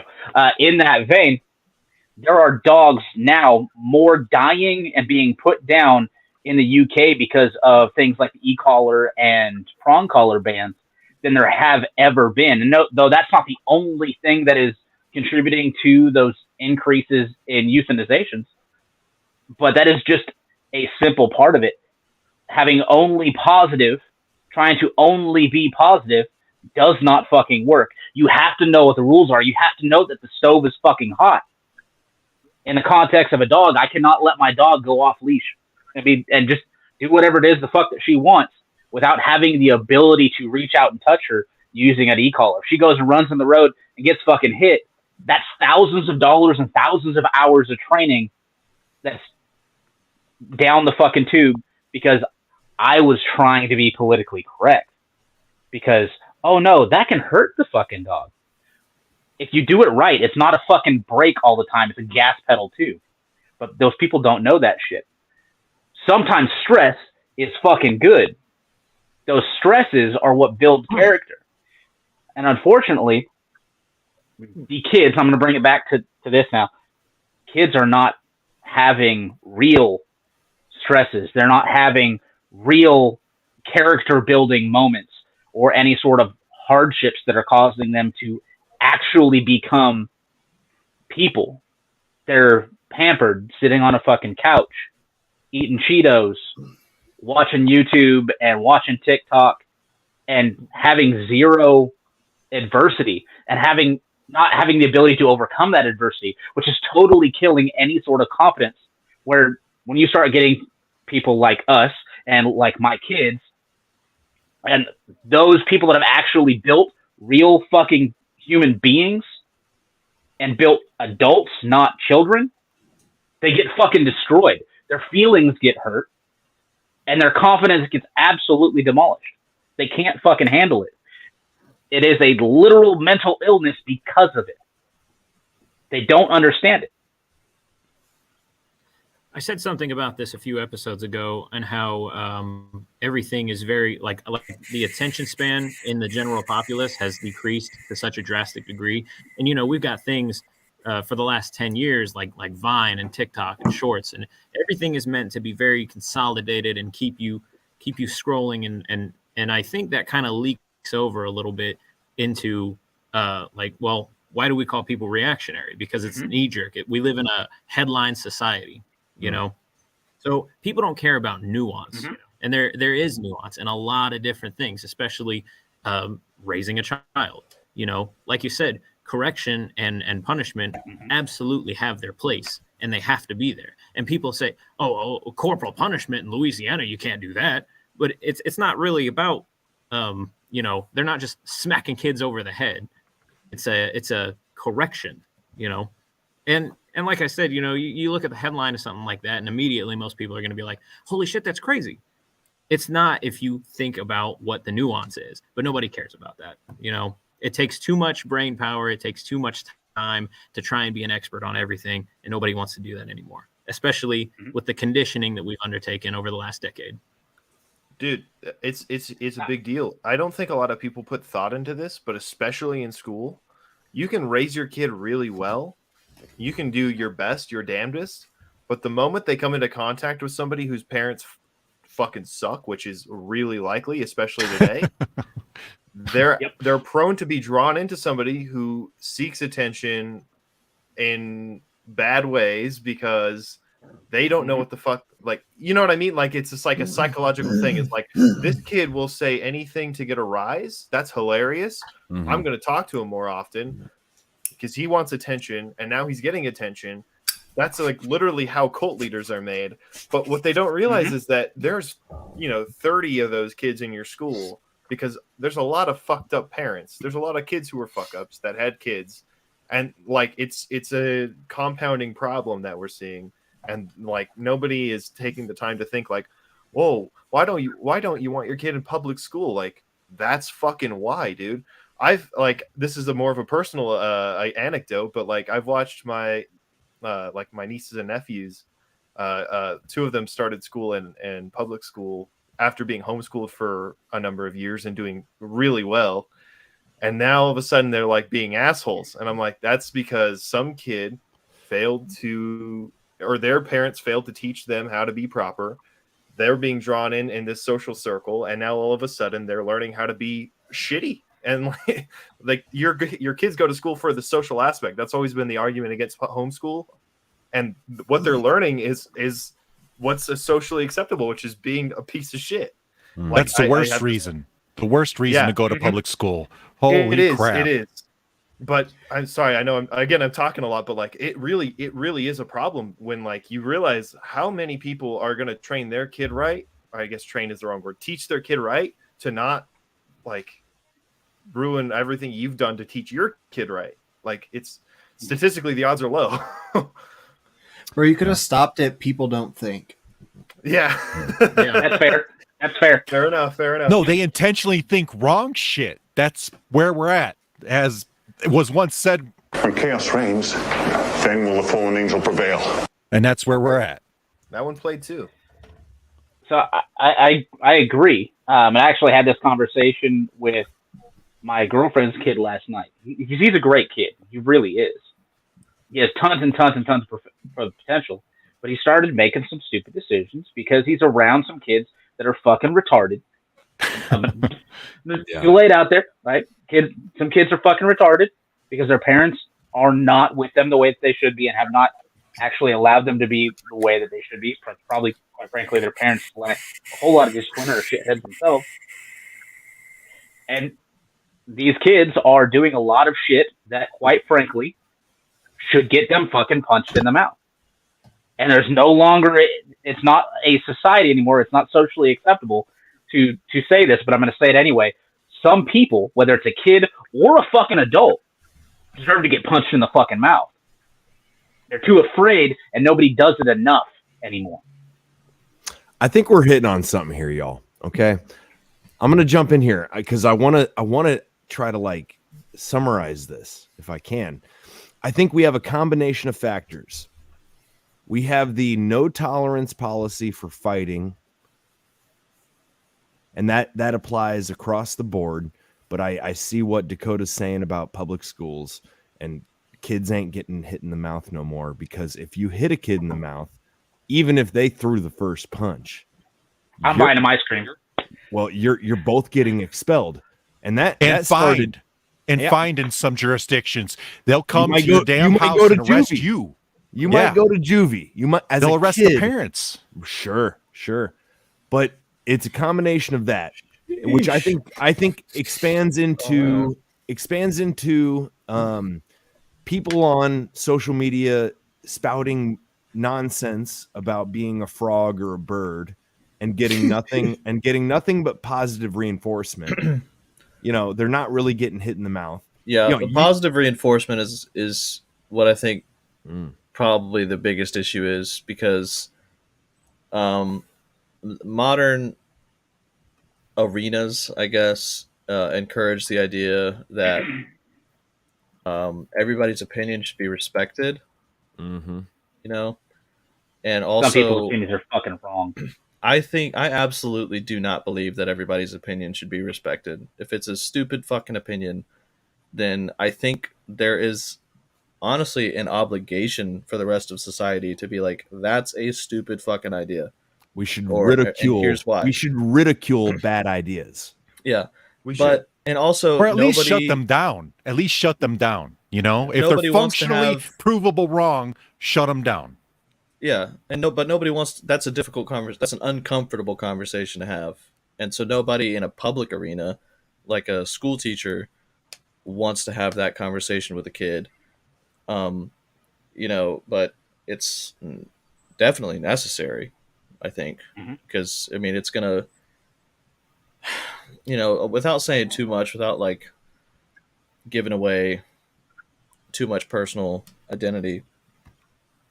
I was interacting with relatives of mine, and a young child relative of mine, a young boy, was apparently having some issues with his bathroom habits, and his mother was talking to me and was like, "Yeah, I've talked to him about it, and it doesn't really seem to be getting any better." Blah blah blah. And I was like, well, I mean, did you just tell him that that's fucking weird and that people are going to think he's a weirdo and not want to be around him if he keeps doing that? She was like, well, no, that's mean. And I didn't want to do that. And I was like, I will absolutely talk to him if you want me to, but I'm going to talk to him how I want to talk to him. I'm not just going to say the same shit that you're going to say to him because clearly that's not working. So someone I called did. that a reality check. Yeah, I did, and she got mad at me. But, I mean, fuck, somebody has to say the uncomfortable things every now and then. Absolutely. What the worst one was? Coddle a child, it'll fuck them up. Yeah, with my nephew, right? He's biracial, okay? And mind you, he is a fentanyl addict right now in Denver, okay? And he's tried to reach out to me on occasion because he wants some place to just flop, right? And my thing is, I don't care what color you are, all that shit that you should have been getting when you were younger, you didn't get because you were playing a race card. The kid learned how to play the race card at like age 5. Are you fucking kidding me? Are you kidding me? Who the hell taught him that shit? That's number one. Number two, I was like, you're just going to play it again on me. If you show up here, you're going to play it again. I don't care what you say.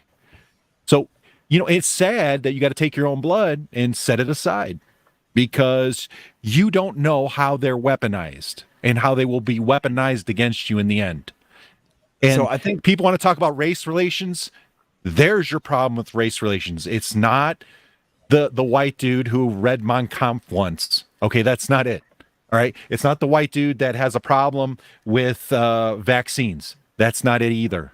Okay.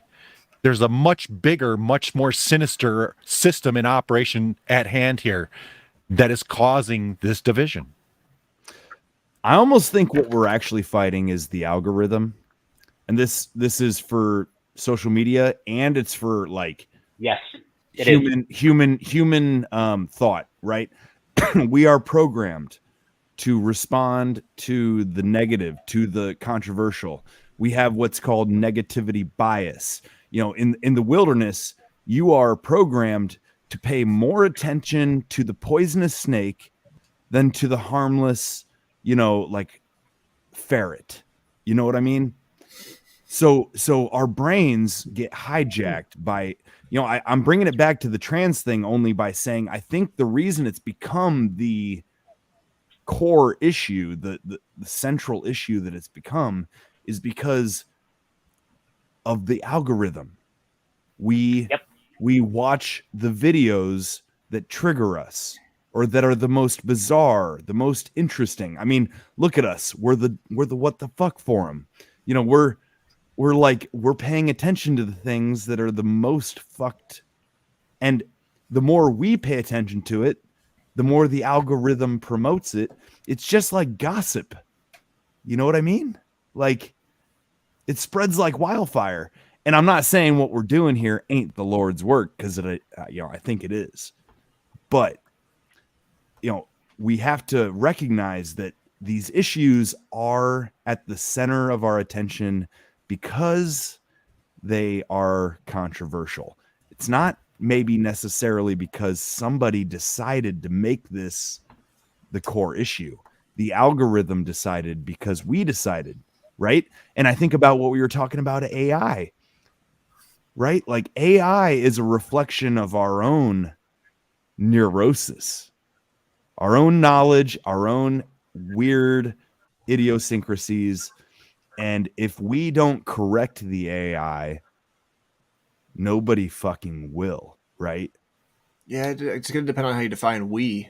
I don't think we on this call have any sway on that. Yeah. Not directly, no. So to a degree you do, but only out of minor amount. So we're talking about the algorithm, right? What is the job of the algorithm? The job of the algorithm is to keep your fucking attention. To keep your eyes. It promotes content. It's not very good at it. So it may not be good for you, but that's why I'm not part of this we. Statistically speaking, it pulls the attention of a shit ton of people. How many millions and billions of people are paying attention to this fucking thing right here. Don't lump me in with Exactly. those NPCs. And all the ridiculous apps that are on it. Whether it's TikTok, whether it's fucking Instagram, Facebook, your Snapchat. The very first thing when I open up my fucking Instagram, because of what I pay attention to, is fucking dogs. Right? It's dogs going and do bitey shit, because right now that's what I'm hyper focused on. Yeah. But as soon as it changes to something else, like if my brain switches back to blacksmithing, I guarantee you within about 24 hours, that'll all fucking change. It's all to get that attention.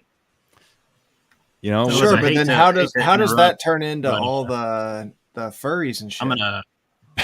I'm gonna bounce out of here, guys. Hate to interrupt, but yeah, no worries, bud. It's always good to see you, man. Guys. It's always good to see you. Thanks. Peace. Be good. So how it bounces into the furry shit and all that kind of stuff, that's what your kids are watching. That salacious shit is what your kids are watching. Is it what I'm watching? No. That's why it's not being fed to me. Again, I think the furry thing is like a sexualization of this cartoon culture of like underdeveloped adolescent, like, you know, like indefinite adolescence, right? I think these kids that want to be, you know, like foxes and kitty cats and fucking whatever, they watched enough Pixar and they didn't live in the real world, you know. And I do love me a good Pixar mom though. I mean, sure, but the internet reinforces this psychosis, you know, like Peterson called it out for what it is. It's mass psychosis. Yeah. I mean, if you want to, you can prove if something is real or not by checking, you know, is this like, I mean, in terms of human condition, like disease or illness or whatever, I guess, was this true 200 years ago? Would somebody want to be a wolf? No, they would probably want to shoot a wolf. You know what I mean? Like, they were trying to eat is what they were trying to fucking do. 2,000 years ago, there was depression. Like, we know that humans have always had issues struggling with the weight of their own, I guess, like mind and different pressures that are forced upon them. And there is certain data that suggests human beings have always wanted to be not every human, but some people have been like, hey, you know, I feel like I'm the opposite sex, and that's fair and valid. But when you see like what you were talking about, like that mass psychosis of like, oh yeah, I'm gonna be a horse and like that's frog, a fucking bird. Yeah, that's like what the fuck? Like you're not a bird. Yeah, that's fake. You're not a bird. You're a human fucking being. You learned that on the internet. I'm really sorry. I'm really fucking sorry to tell you, you're not a fucking bird. Absolutely. You know, I think we should like maybe wrap this topic up. Share any final thoughts, but like I do want to talk about this bank collapse, man. Yeah, let's talk about cooler shit. Sorry, I feel like Jared and Guns haven't had too much to say about it either because we've kind of been going off in our own world. Well, unfortunately, when you don't have video, you lose like power. You lose power. I'm sorry, boys. It's okay. Unfortunately, I'm not going to be here to talk about the bank collapse, although it does bring me joy. Yeah, I have to go. I have bummer, man. Obligations. There's a woman waiting for me on a street corner. So does she have a penis? Whoa! I don't know. We'll find out. We're about to find out. We're batting 1,000 though, so there's a pretty good chance she does. All right. Well, astrological symbol. I hope you come back at some point or something. Come chat with us. It was cool having you on. Sorry we didn't leave a whole lot of room for you today. Oh, it's fine, dude. I mean, this is y'all's show. I'm just here for it. Well, before you go, do you have any what the fucks that you need to get out? Like, I think it's cathartic. It's healthy. If you need to let a what the fuck out, like if there was a topic in mind, you know. The Art and War podcast did something similar to me when I was a guest on it for the dad advice segment. And I was like, man, I wish I was prepared for this. But so what do you mean? Like how does this usually go? What's a typical what the fuck? Usually we just talk about things that make us ask what the fuck, you know, like the weirdest news of the week, you know. We're stepping on Timeline Earth's toes. What? Barely. Podcast. Barely. Yeah. He's like, it's not infringement, it's creative transformation. Yeah. So you don't have to answer, man. But I mean, in the last 7 days, did you have anything that you heard that you were just like, what? Damn. Yeah, this is, I mean, I really want to give y'all something. Really badly.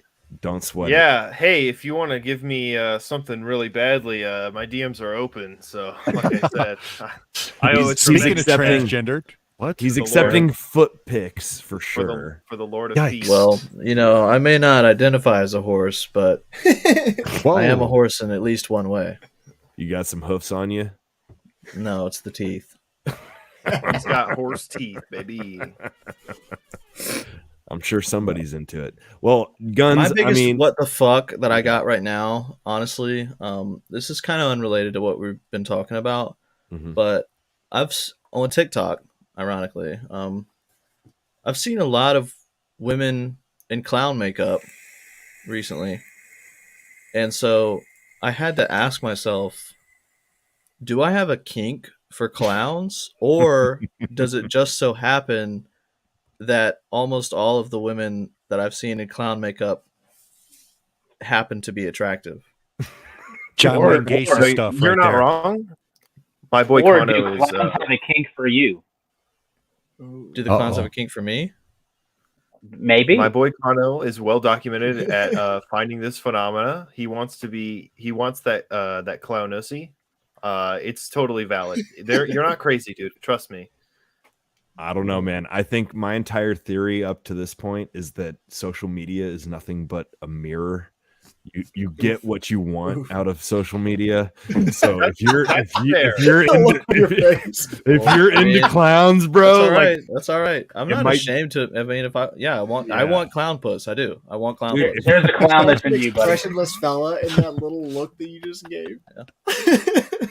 All right, it's been fun, guys. I gotta go, but appreciate it, man. Appreciate Really it. cool. I'll let him out and hold the dogs back, and I'll be right back. Hey, join us again, man. Join us again. Take care. Well, okay. So this Silicon Valley Bank, right? What's up with this? Do you guys know much? Because it sounds like justice is served in some regard. Latest news is breaking. Depositors of Signature and Silicon Valley Bank, two banks, have gone down. Okay. Will have access to all of their money on Monday. No losses will be borne by the taxpayer. Shareholders and certain unsecured debt holders will not be protected. So they're actually doing it the way they're supposed to. I just saw Bitcoin went up like 9 or 10% today. So that's going to be an interesting turn of events. It doesn't mean that things are over, but it looks like enough pressure was put on the regulators that they have to do the right thing. They're not just going to be able to do a bail-in on this shit, not without a lot of gunfire, as far as I'm concerned. So I heard somebody speculating there could be runs on Monday morning. There will be, but I think it's just going to calm people. Now, this could also be a strategy. This could be to buy time while they implement CBDC, or they do a CBDC swap, right? Where they say, well, we know you've got $100 million in the bank. We're going to give you 105 if you take CBDC instead of regular money. And that may be how they convert people over, right? Kind of like what they did with Bitcoin. We know Bitcoin was money laundering, right? Everybody gets that. It was the early adopters were getting a reward for building this system. And that's what a lot of people don't understand. Maybe they do the same thing. I'm not sure yet. To be honest, I don't know a whole lot about what's going on. I just heard like whatever's happening in Silicon Valley is fucked up.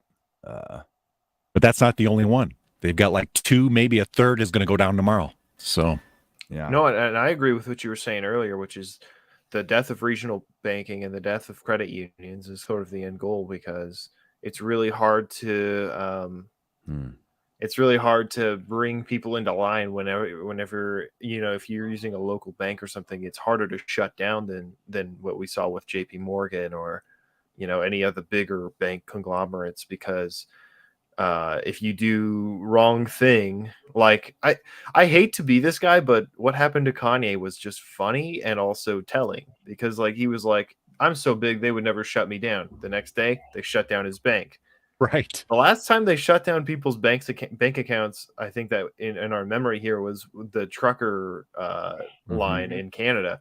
And what they were doing was trying to starve people out. It's a modern day siege, if you will. 100%. Yeah. Bonus army type stuff. If you remember the bonus army, what happened shortly after the Civil War, the banking crisis then, and then also you had the banking crisis savings and loan that Biden was involved in, along with who was the other person that was involved in the saving loan? McCain.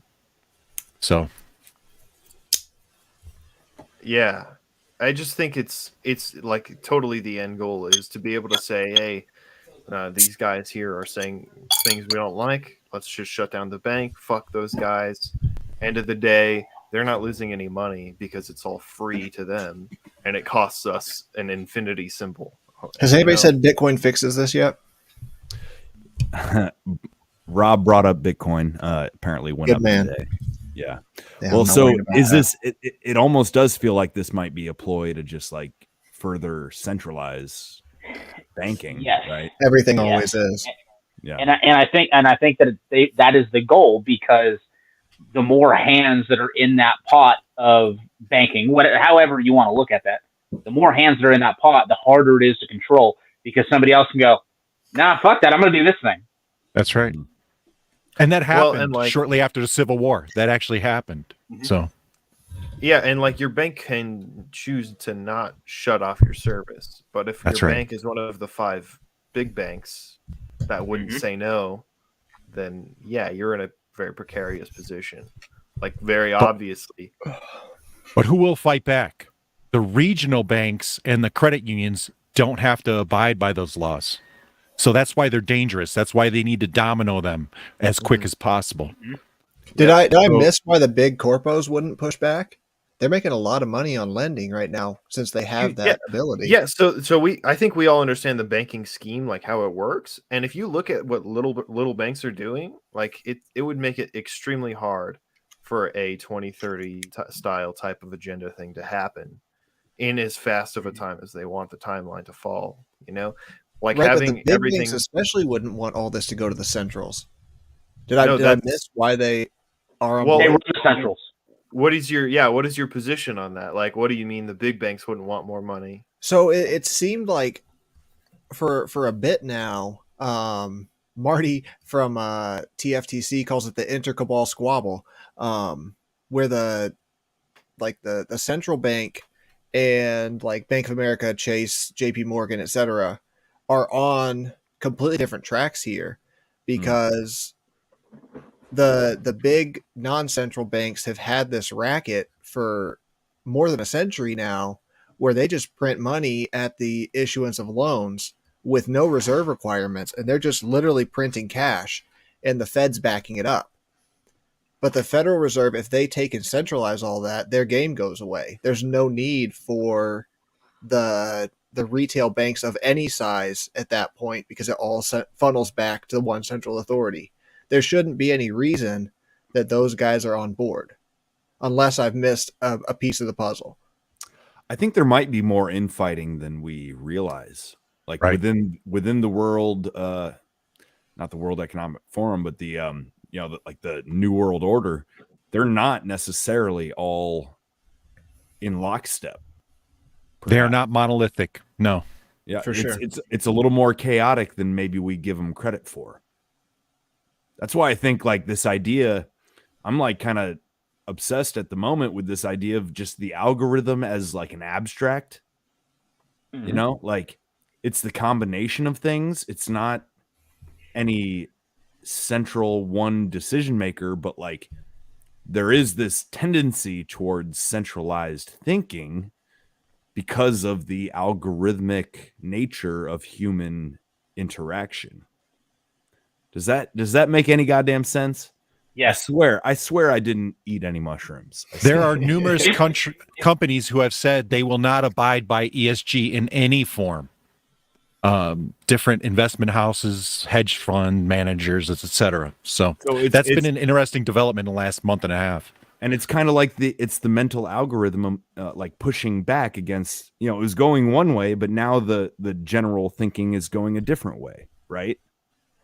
I think a bigger, like a decent sized slice of the pie here, maybe in relation to what Jared is saying, and you guys can tell me if I'm wrong here, is that we've seen a push for a social credit system. So at the end of the day, it doesn't matter your lend worthiness or whatever, like you'll get your money if you fall in line with certain like ideas. It's no longer about if you'll pay it back, because you'll have a full country of people that have to use your service to pay you back or whatever. But at the end of the day, it's like, hey, are these people abiding by the laws essentially that we're able to create out of thin air in order to give them money or services? And to me, that's kind of the way I think it's very end game. And like, so it's a good point that you bring in, like, why would they do this? They can't print money out of thin air. But then it's like, well, they won't have to. Or, I don't know if that's off base. I don't know. I'm not sure. There easily could be some sort of backroom dealings where at least the top brass at these big banks get off well in some manner, as there always is. Mm-hmm. But just even a few levels deep, there's not reason for the big banks to be on board with this plan.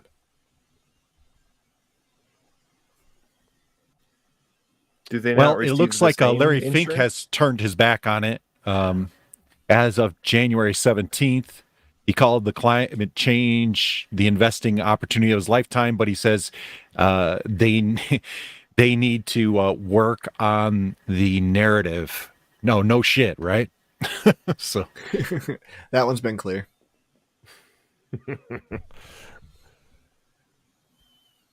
I honestly, like, I'm just wondering, like, I'm glad I have a little cash reserve. Like, what's going to be valuable? Will cash be worth a damn? Or, because I don't tend to trust the ones and zeros in my bank account. Bitcoin, I have a little more faith in, but like, it depends on what sort of disruption and what level we're talking about. Yeah. Diversification is your friend. Fair enough. True. Yeah, because at the end of the day, money is money, and if the power goes out and your fucking credit, and that's all you have is your fucking bank account, it's not worth anything. I have been buying ammo, so yeah, that's worth quite a bit. That is a good thing to fucking stock up on. That's worth a human life or two, depending. Metal, raw materials. That's going to be a big thing here soon too, and of course, non-perishable foodstuffs, dried beans, dried lentils, rice. Things like that. Aluminum and titanium already are living livestock. Right aluminum, titanium have went through the roof recently. Same with copper. It's just going straight up. Not having a heart attack at 22. You can literally store beef for years without refrigeration. True. If you don't kill it. Yeah. Yes. So speaking of livestock, like this is a thing that most people don't think about, but that fucking black fur missile over there, she's livestock. The male that I'm getting in, he's livestock. Not only is he livestock, he's livestock that can serve a purpose with other livestock and other people and be trained to be autonomous, where in my case, my fur missile, my kids can walk her around all day long. They may not be able to legally carry a gun, but they can carry that motherfucker with them. Yeah. Nobody will tell them shit. Yeah. Speaking of missile-like objects, it's a dick joke. Oh, well, I went to the Supercross last night. Okay, with some of the guys from the Harley shop I'm at, and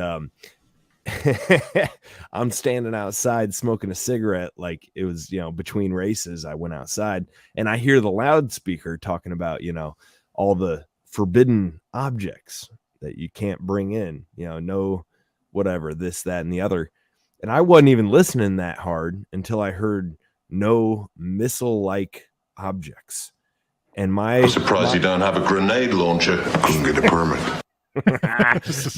my brain immediately went to Black Labs. Rob, crazy Uncle Rob. I'm like, yeah, he would not make it through the doors of this facility with his rubber missiles.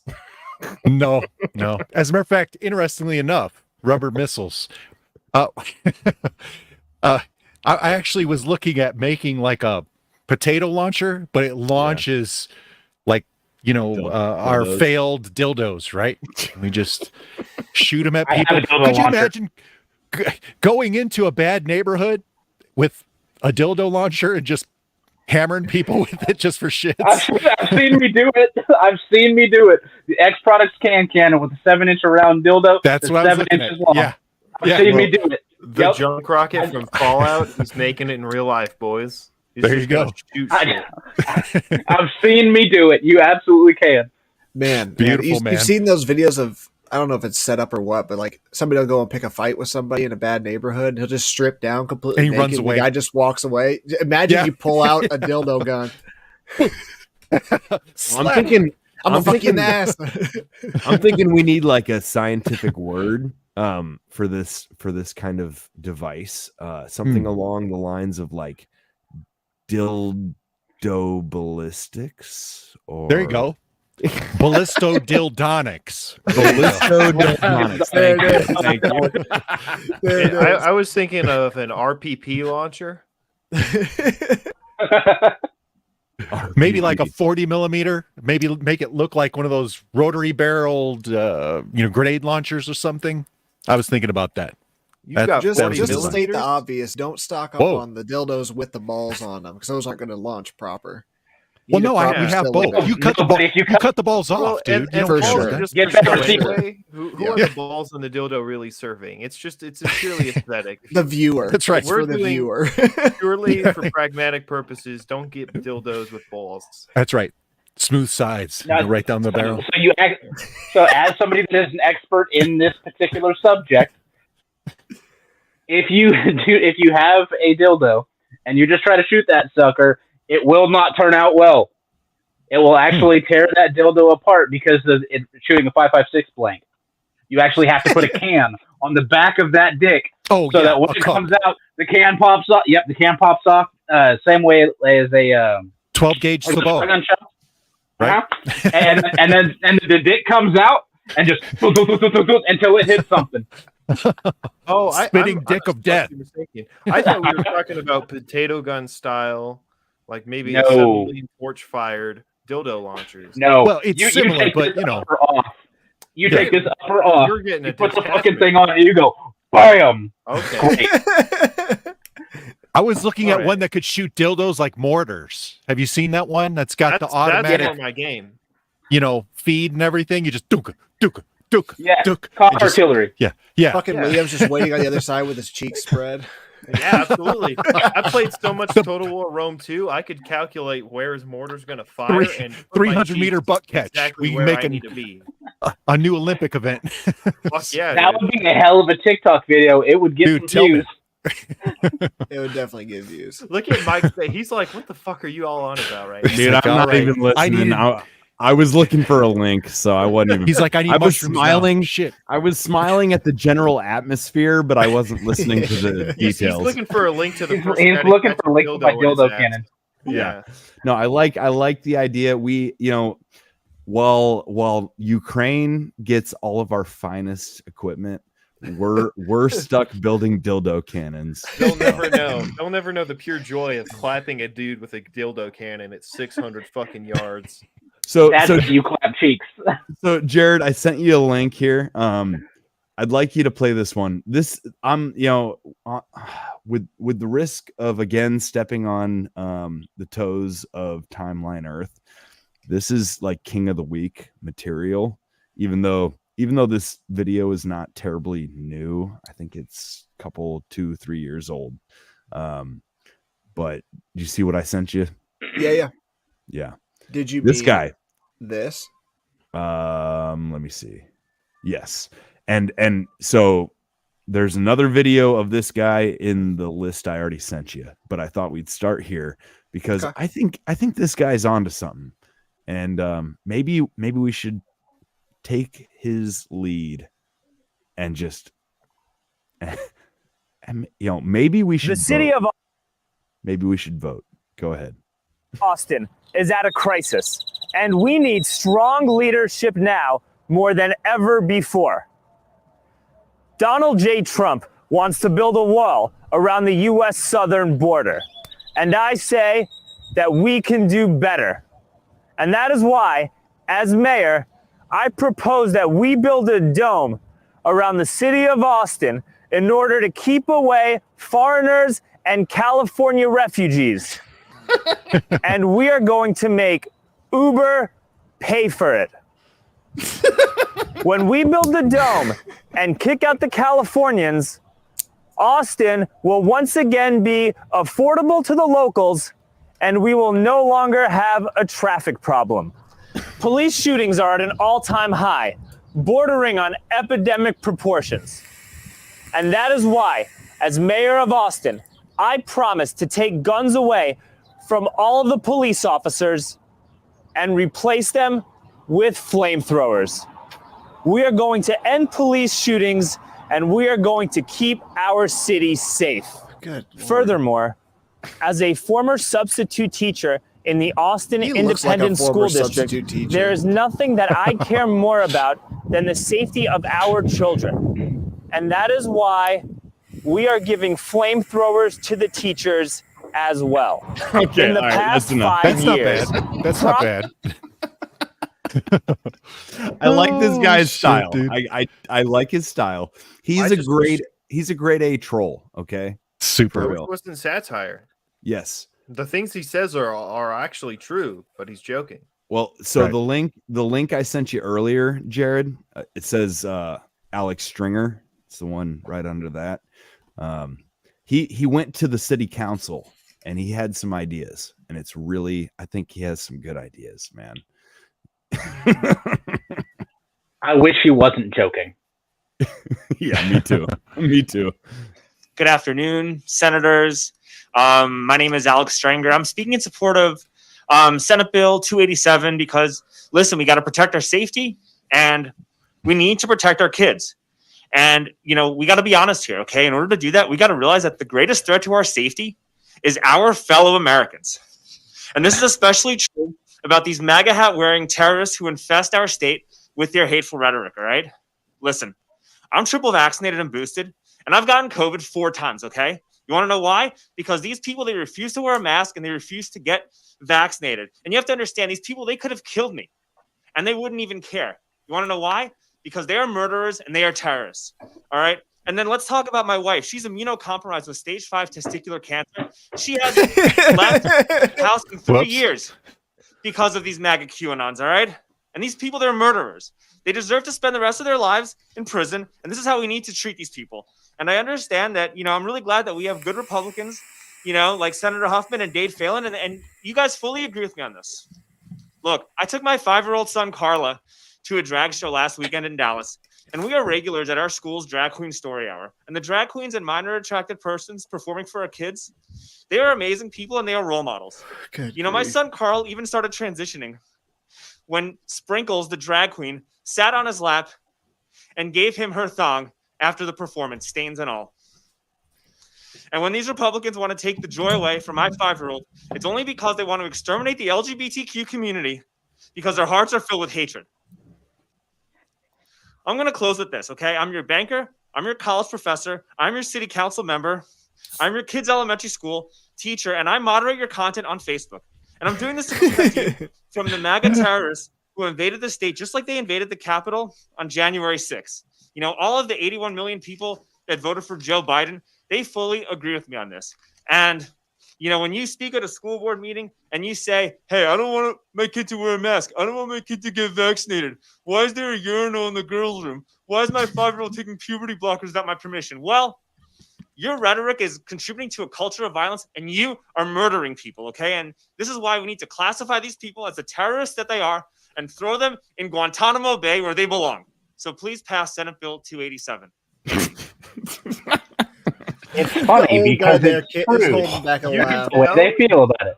You can This tell he's fellow's not holding back a laugh. You can tell he's not an actual liberal because he has muscles. Mm-hmm. Well, you know. You just eat bacons occasionally. Oh my bad. I like the go get 'em attitude.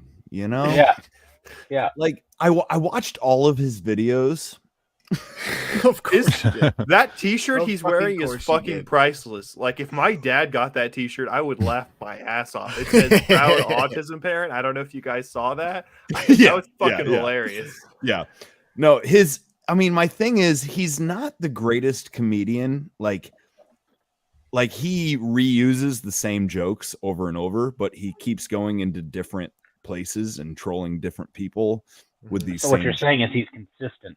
He's got some consistency, and I like the attitude. I like the entrepreneurial spirit, if you will. But I'm just wondering, is it worth his time? I really don't think it is. Unlikely. Yeah. See how many views he's got. Speaking of trolling city councils, 199 views. And there was I no noticed ad. that. I noticed that, Jared. I think he had to start a new channel or something. Yeah, this one was only 5 days ago. Yeah. Did you guys ever see that video of the dudes who are petitioning like LA City Council for yachts so they can party? What? Let me hear this It's one. pretty good. It's pretty good. I think I can pull it up. I mean, can I present? Is that all right? Yeah, feel free. Just things of note. Firstly, he does accept Bitcoin. He has a legacy Bitcoin address, so bad start. But he's also selling an NFT, so fuck this guy. Well, he did legit put his name on the ticket for mayor of Austin, and I know for a fact, at least according to his word, the great podfather Adam Curry of No Agenda voted for him. So nice. Yeah, I heard about that. Yeah. So speaking of yachts, all right, I got you. Honestly, dude, I have not been able to understand one of those since. Really? Yeah. Oh, but I am a little hard of hearing. So. Oh, is this pulling up here? Oh wait, I may have to approve it. Hold on. Okay, My fault. No, you're okay, man. Watch this shit. It's kind of funny. It was on the second row, so it was hidden up? from me. My name is Chad Kroger. Council, when I'm bummed, I party. I got the name and, already. I feel better for a while. The party's really sick, though. I feel better for longer. A lot of ragers have made me feel really stoked. Keggers at my buddy Danny's, foam parties, and bottle service at Hakkasan. The ragers that truly make my froth peak, though, and this is beyond debate, are on a boat. Nothing feels as legit as being on a yacht deck with a linen shirt open. My body tight from a pre-vacay juice cleanse. What a freaking boost. One thing that bums me out, though, is that not everyone gets to participate. Why is it that only people like P. Diddy, Jeff Bezos, and my Uncle Ron get to experience the euphoria of being on a yacht? I think I have the solution. We need public yachts. 60 to 120-foot boats that can be borrowed like books from the library. The boat borrowers would have to do a lot of paperwork, which will blow, but I think it's necessary. With the public yacht program, our countrywide malaise would get sprayed away by jet ski water. Thank you, Chad. Next speaker, are you JT Parr? What up, Council? I am JT. Chad is not exaggerating when he says that. Hell yeah, bro. I often worry that.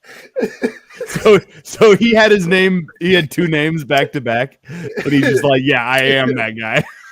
Oh my god, dude, it's funny. Or did he have his bro join him? Yeah, look they at them. The pause on the back there. His buddy's still in the pink shirt. Yeah, he's just right behind him. He's next in line for the meeting. Dude, that's awesome. That's pretty and baller. We can watch the rest of that if you want. I mean, it's still funny, but And Well, there it- went Liam. It all. Bam. Oh, he's Dropped out. He must have hit the wrong button, dude. He hit leave Oof. studio instead of present. I don't know. Oh no. But I did. This all reminds me. Do you remember the name Alex Stein? This guy. Yeah, Yes. of course. Same type of thing. Yeah. Yeah, man. I sent you a link. to Same city council. Yes, Is it really? Austin. It's- Austin. No Yeah, it's shit. Austin. Dude, they're getting Mhm. trolled hard. I love it. I love They it. deserve it though. Yeah, they've earned Somebody very that. close to me works for Austin municipal government. Unfortunately, Do I let Yeah, Liam? I can't say who. I mean, that's your ballpark, though. I'm isn't it? actually retarded, and I clicked on Leave Yes. Studio while I was I trying knew to it. click on my other screen. I knew it. Oops. I was convinced he was a psychopath. True. No, but that one I could understand, Rob. All right. I could understand that. Yeah. I love that video, dude. The fact that so he just gets done, they send him on his way, and then he has his buddy step in, and he just finishes the speech that they wrote, and it's That's just funny. I thought it was the same dude, so it was two guys, huh? Yeah. Okay. Do you guys think public yachts would be a good investment of like taxpayer dollars? Hey, better than what they've been doing, bro. Better than I mean, sending it, to Ukraine. Boats, hose, and Ukraine. I'd say hose. boats and hose, much better investment than Ukraine. By far, much better. Boats? Oh, did anybody see Sting talking out against the Ukrainian war and the support for Ukraine? No shit. No. Whoa. I mean, I was like, Sting saying this shit? Are you kidding me? We are the world. We are the children. Holy shit. What just happened here? Super liberal just said double barrel right there. Bam. No more Ukraine bullshit. Sting's a little bit based. He went based. Might be a sign He of the went end of it. based. Did Maybe. I send that video in the group chat of the guy in the Ukrainian war who they're like celebrating a victory and he does a fucking Nazi salute? What? That's not the first time. That's been going on for years. Unsurprising. So Ukraine, I don't know if you know this, Mike, is full of pro-Nazi. Well, yeah. So I'll send that video later, but the guy's commenting. He's like, "Oh, they win this battle, and all of a sudden he decides to hail a cab." And in the middle of a field. Yeah. Well, he's Doesn't he have standing Uber? What's the problem? Weird, isn't it? Yeah.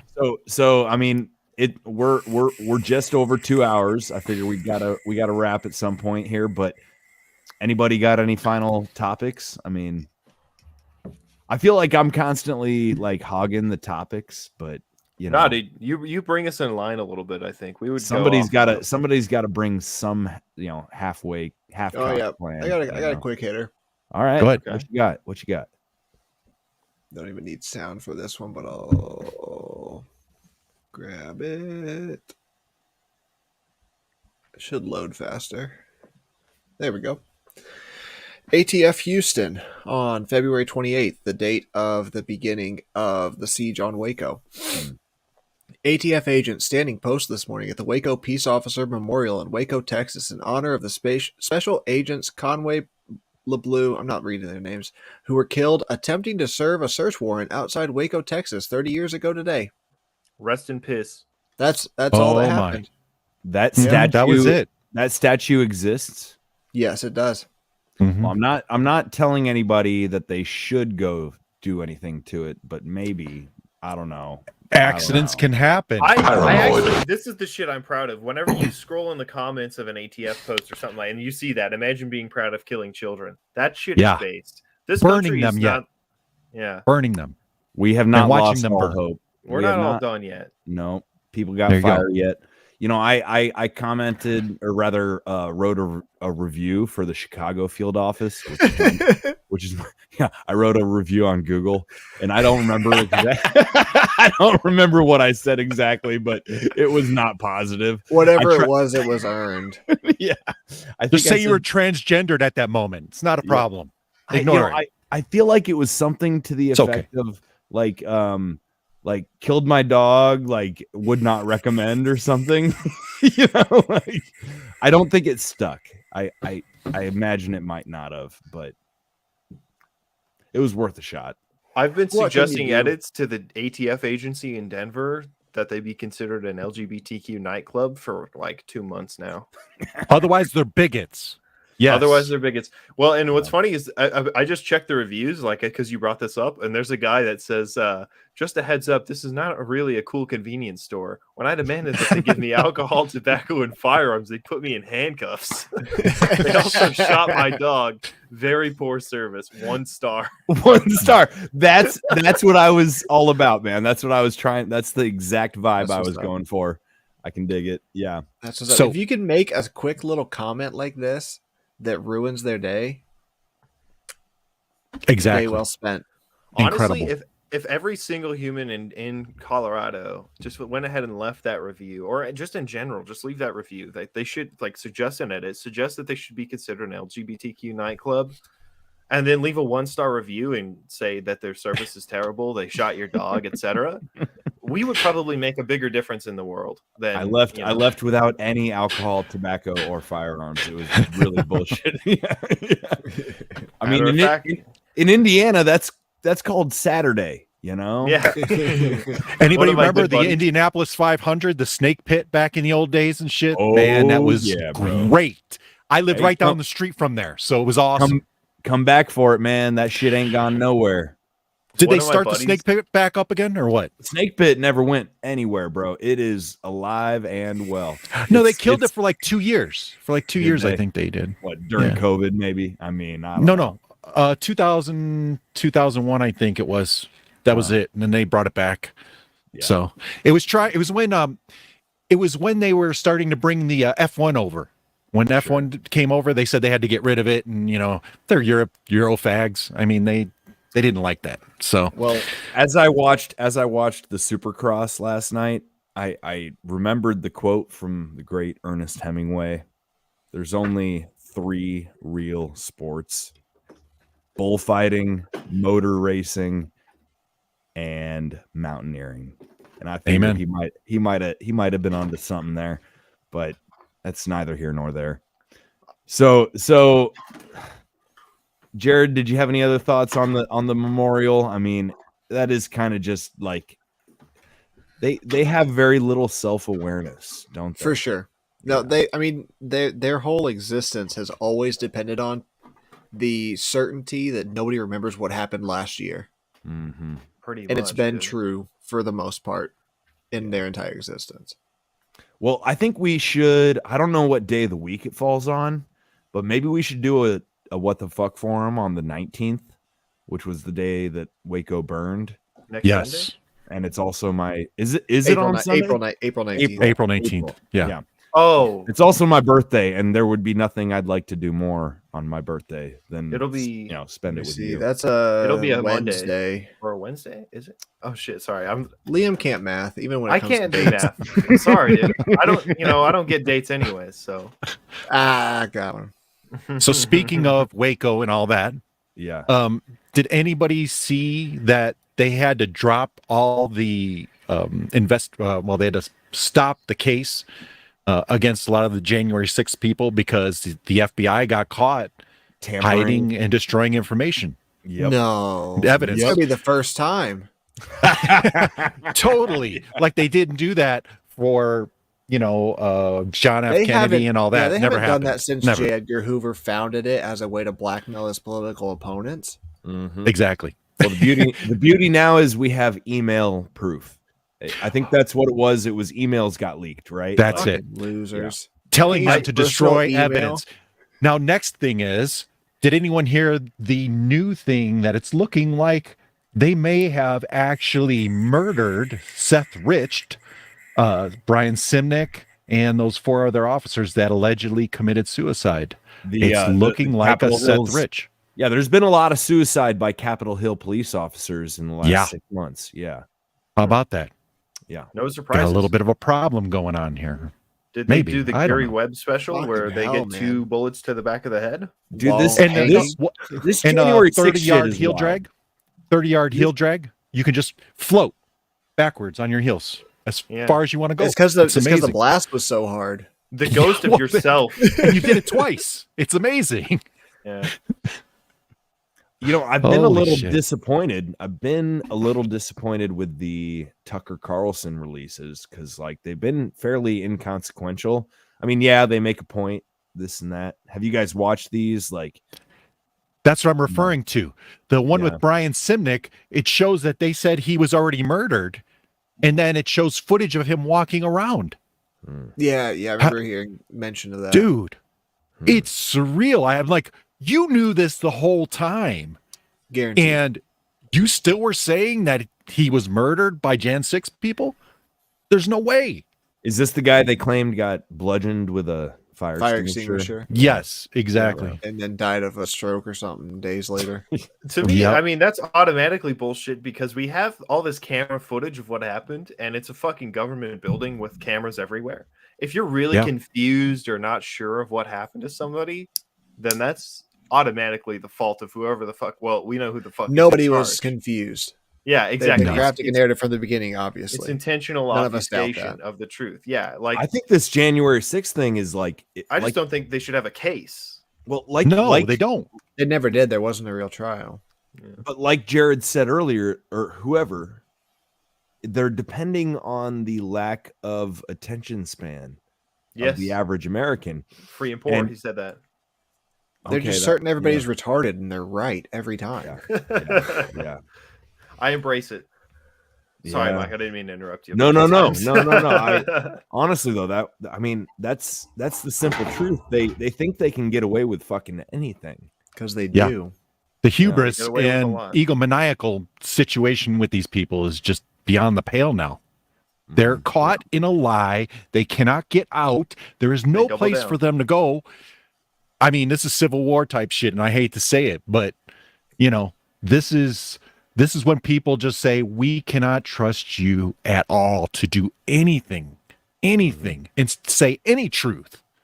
Yeah. I mean, I don't think that's going to be the effect, get there. Unfortunately, I hope the normies get there. I hope they are. Because I think righties can continue to say, "Oh yeah, it's all been a joke," but just bring Trump back and it's all fine. And the lefties continue to say, "No, none of it's true," because we've been told by the TV that it was a different way. Yeah, I almost halfway hope that everybody Trump, just stays in their camp. I almost hope that Trump gets reelected, but nothing improves. Because I don't know, man. You know what I mean? Like, yeah. How could it not improve? It's so bad. Well, it's so bad, but that's my point. Like, people expect, oh, I'm going to vote Trump back in. He's going to make it all better. Well, guess what? He can't make it better. And it might take that to wake up the right to say, like, no politician is going to fix this shit. Period. Ooh. Since everything is monocausal and directly related to the shit that I'm currently on about, as the theory goes, that plays right into the end of the fourth turning. If Trump were to come back in 2024 and be in office until 2028, and things continue to escalate in a negative direction, 2029 is a position of potential revolution, in some way manifesting the high that has to follow the crisis. Hey, Duke, it's a possible. It's a possible Amazon. outcome. I've heard 2025 also from a guy who works at Los Alamos who programs the supercomputer that does the game theory when they're trying to play out different scenarios. 2025 comes up a lot too, as does 2029. So 2025 was about my guess from reading the fourth turning, because I thought 01 was the start of the crisis rather than 08. But whichever the living authors continues to contend that it's 2008, not 2001. Fair enough. Interesting. I feel like we should make tribute. I got to look up the guy's name. Maybe one of you could tell me before I find it. But it's the 3-year anniversary of losing a brother in arms, if you will. What's his name? Are you talking about Duncan Lemp? Duncan. What was it? Lemp. Yeah. Lemp. Duncan yeah. Lemp. Yeah. Duncan Lemp. Yeah, man. I feel like we should just maybe make note of him. Died apparently in his bed at 4:30 a.m. after a no-knock warrant that was issued based on a anonymous tip that somebody had guns who shouldn't have guns. Completely overreach. The whole thing. Yep. Yep. Nasty shit. I was that was right around when I was getting into all this shit. Yep. And he's right up there with Johnny Hurley. I mean, these are the fucking names we need to make a point to remember, right? There's still a couple of people I follow on Twitter that have their name changed to something related to Duncan Lemp. One of them is specifically Duncan Lemp was murdered by cops. Mm-hmm. It has been for 3 years. And then if you ever listen to Break the State podcast, his name was Dunk Lempman. Yeah, that guy was pretty cool. Made an impact. For sure. One of the first podcasts I ever listened to. Nothing, not to belittle Duncan at all, but I still just think about Johnny Hurley, who was a legitimate hero, right? Ended a mass shooting. Yeah. Stopped it before it could really even start, and then was killed by the police. I don't even think I Yeah. heard about that. Johnny, that was in Indiana, wasn't it, or Ohio? No. It was in I want to say Colorado. I think it was. Oh, okay. Ooh, weird that I wouldn't have heard about it. Well, am I wrong, Jared? They You buried know, it. I don't recall the location, unfortunately. yeah, Johnny Hurley. I want to Let's say find some facts here. Yeah, look it up. I'm not sure. It was in a shopping mall, correct? So you guys are thinking about. You're Arvada. thinking about the one in Indiana, which was about 10 miles from where I live, was Eli Dickens. Yes, it was Colorado. So Eli it was Arvada, Colorado. I thought it was, yeah. But Eli Dickens was in Greenwood, Indiana, at the shopping mall, and the guy comes in with the fucking AR, and Eli puts 8 of 10 into this guy from 40 fucking yards. And now people are doing what they call the Dickens drill. 40 yards, 8 out of 10 on target in less than 10 seconds. If you can do that, that's you've pulled a Eli Dickens. Yeah. So but Johnny Hurley, so he was in Colorado. Yeah. Yep. He was just straight up one Colorado. of us. Dude, and I'm gonna be real with you, I haven't heard about this, which means the news coverage was atrocious. Atrocious, man. I live an hour away from there. It was they buried the shit out of it. It was only alive in the meme sphere, bro. Yep. It was only alive in the meme sphere. I think that was largely because he just was straight up one of us. I think there was but from us, there was probably somebody who knew somebody who knew somebody who knew him. Yep. From each of us. Yep. Yeah, no shit, dude. This is something like, by the way, I pay attention to this, and I did not hear. I heard about the one in Indiana before my friend in Indiana heard about him, but I did not hear about this. It hits kind of close. I mean, everyone's only 1 or 2 people removed from him. Yeah. No shit, huh? That's crazy. I'm reading this story right now. Sorry, guys. That's good, man. No, on a day like today, like I said, 3-year anniversary for Duncan, like we got to recognize, we got to like honor those that have fallen in this in this, shall I say, war we're living in. In the name of empire in one way or another. I've got to say, it is fucked up, but this is another opportunity to learn. And one of the things that you got to know is don't pick up the rifle of the guy, and wear those back plates. Yeah. Oh, yeah. The not picking up the rifle was one of the things that everybody was apologetic to mention whenever it first happened. Whenever it first came out, was like, this is a goddamn tragedy. Sorry, God. Try not to use that. But still, like, for those of us paying attention, please, if you're in the situation, don't touch the weapon. Right. Don't not justifying it in any way, but don't touch the fucking weapon. Which is unfortunate because that means that another bystander could possibly pick it up, or if he's working with multiple people or something, it's like, holy shit. Well, that's it.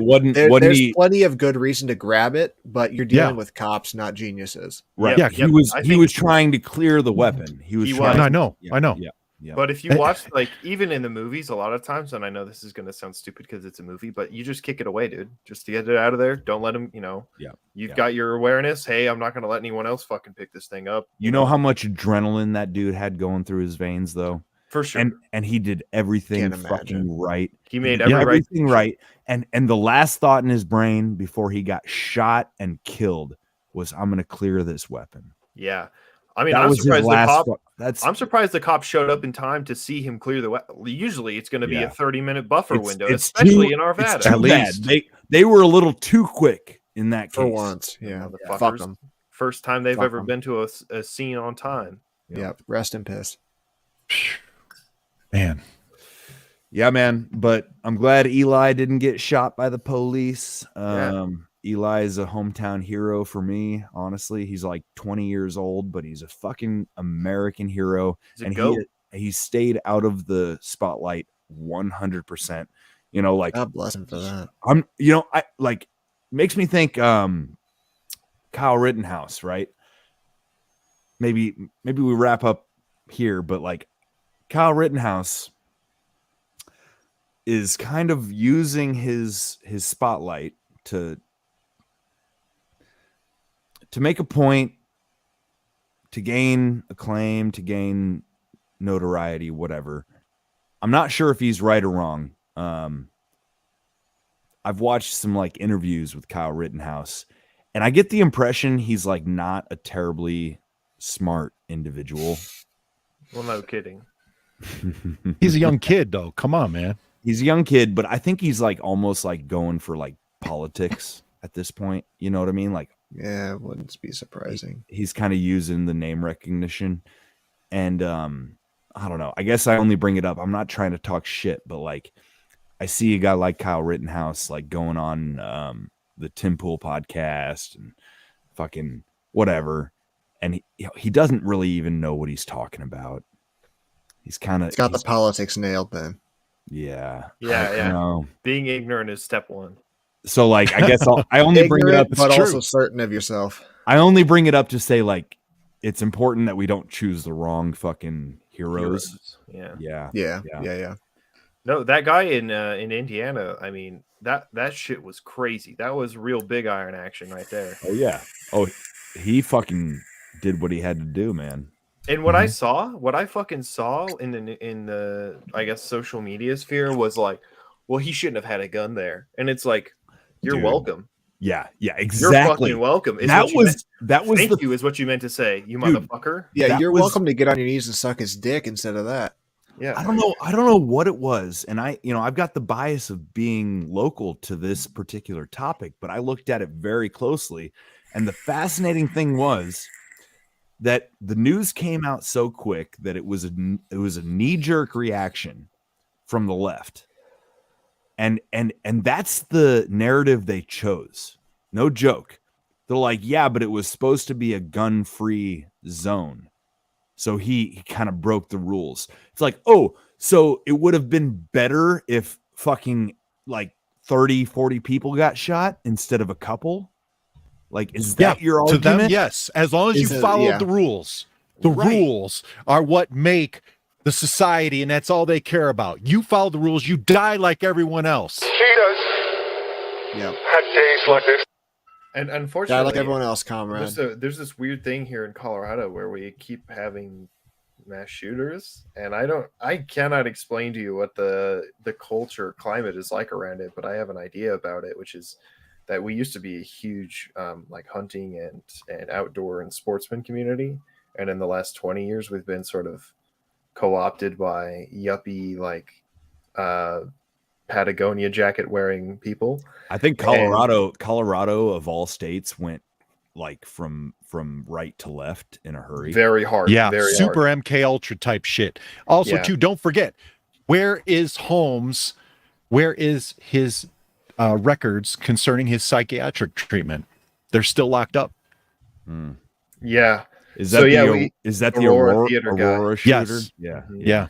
We had like what kind of drugs was he on, for instance? What kind of treatment was he on? What were they doing to him? What was their complicity in how he behaved? I want to know.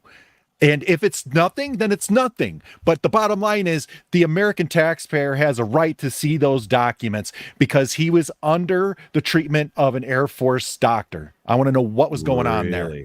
Yes. Wow. He was ex-military. I don't think I knew that. No, that's the problem. He was a guinea pig. Oh, wow. Yeah. It's like you said, it's a bit of an MK Ultra situation, but we also had the first big national shooting, which is Columbine. We've had one in Highlands Ranch. I mean, it's crazy. Should we even talk about Vegas, man? Stephen Paddock definitely could have carried all of those guns and ammunition up all those flights of stairs, and fired them in less than moved how many quickly minutes? between several windows. If you guys are that he could not have done. I'm just I'm just making it. There's a good episode on Against the Mob they did of Stephen Paddock fairly recently, I think, and it was really good actually. They get into all the details, and there's like this like Arabian prince or something that was across the street, and all this stuff that was happening politically that could have contributed to the situation. What do you all know about the Buffalo shooting? Somebody just told me recently that one of the people that got shot in that grocery store in Buffalo, Rob, you might know about this. Water injection. Yes. Yep. He was involved in hydrogen power. Yeah. And some people speculate that he was the one and only target. Well, guys, why would that make sense? So New York is known for its really lax gun laws, and to the north we've got the great nation of Canada with a really weak border, and that's why it's so easy to smuggle weapons into New York. So I don't see any validity to what you're saying. It's super easy to obtain a weapon and do that shit. The fact that Rob knew where I was going before I even got there. Oh yeah, I saw a little bit about that when it came out, but that was before we were really like a group. So I forgot about it, and then you bring it up, and I'm like, yeah, I fucking do remember reading about that. They really don't want sustainable energy, do they? No. Hey, Mike, when we worked on that water injection system, that was in Castleton, really, Indiana. Yeah. And after that, I ended up working at, if you know where ARC is, off of Georgetown. No, but anyway, it's a big wind tunnel over there. CNR Racing. You know what I'm talking about? I really liked 56th. how Ando described you as the most prolific man ever. You went to the same school. You fucked everyone's mom. Yeah, like no, I didn't do any of that. No, but I used to throw raids over my. It kind of feels like you've been everywhere. That's all I'm saying. I hang out in Fountain Square all the time. That's where that's where I spend my time. Yeah, Fountain Square. Okay, do you know DJ Shiva? No. Oh, okay. I didn't know if she's still romping around over there. One of the LGBTQ people. So yeah. Huh. So you're right. They do not want you to have sustainable energy. They don't want you to have sustainable anything. Yeah. They want you to be a slave to their system that they are creating. Right. Of course. Beholden. Yeah. It's all centralization all the way up. Well, we're fighting. All right, boys. I really gotta get some sleep because it's 10:30 here. Yeah, and I gotta work in the morning. I think as I'm sure everybody else does. It's time for me to go too. Yep. Appreciate y'all. Always a good time. Yeah, good to see everybody. Yeah, it was really sick, Jared, that you got guns on. That was awesome, dude. I love that guy. Man. He's a homie. Fuck yeah. Let's try and get him back on or something, dude. That was awesome. We should coordinate. He's got a wild work schedule though. Is he coming to Childerberg? I'm trying to get him out there. We met after the last one, so it wasn't a possibility because I didn't realize that he was actually in my neck of the woods at all. Yeah. But if I'm still in the area when that comes around, which hopefully the fuck I won't be, I'm sure he'll ride out with me. That'd be sick. This is a perfect evolution of beard growth. Yeah, I just saw that. Yeah. Nothing. A little bit, a little more. Hey, some of us are follically challenged. Okay, big time. Right. I just want to point out that if me and Mike were to have a baby, it would look like Jared. No. Oh no! I don't want to think about that. I welcome this world. Yeah. Make your butt, baby. I'd like more of me. Well, we know the pregnant man emoji exists, so anything's possible. Yeah. Don't remind me. I can't make a gun. I can only make a squirt gun, but they can get a goddamn pregnant man. Man, that's what my dreams.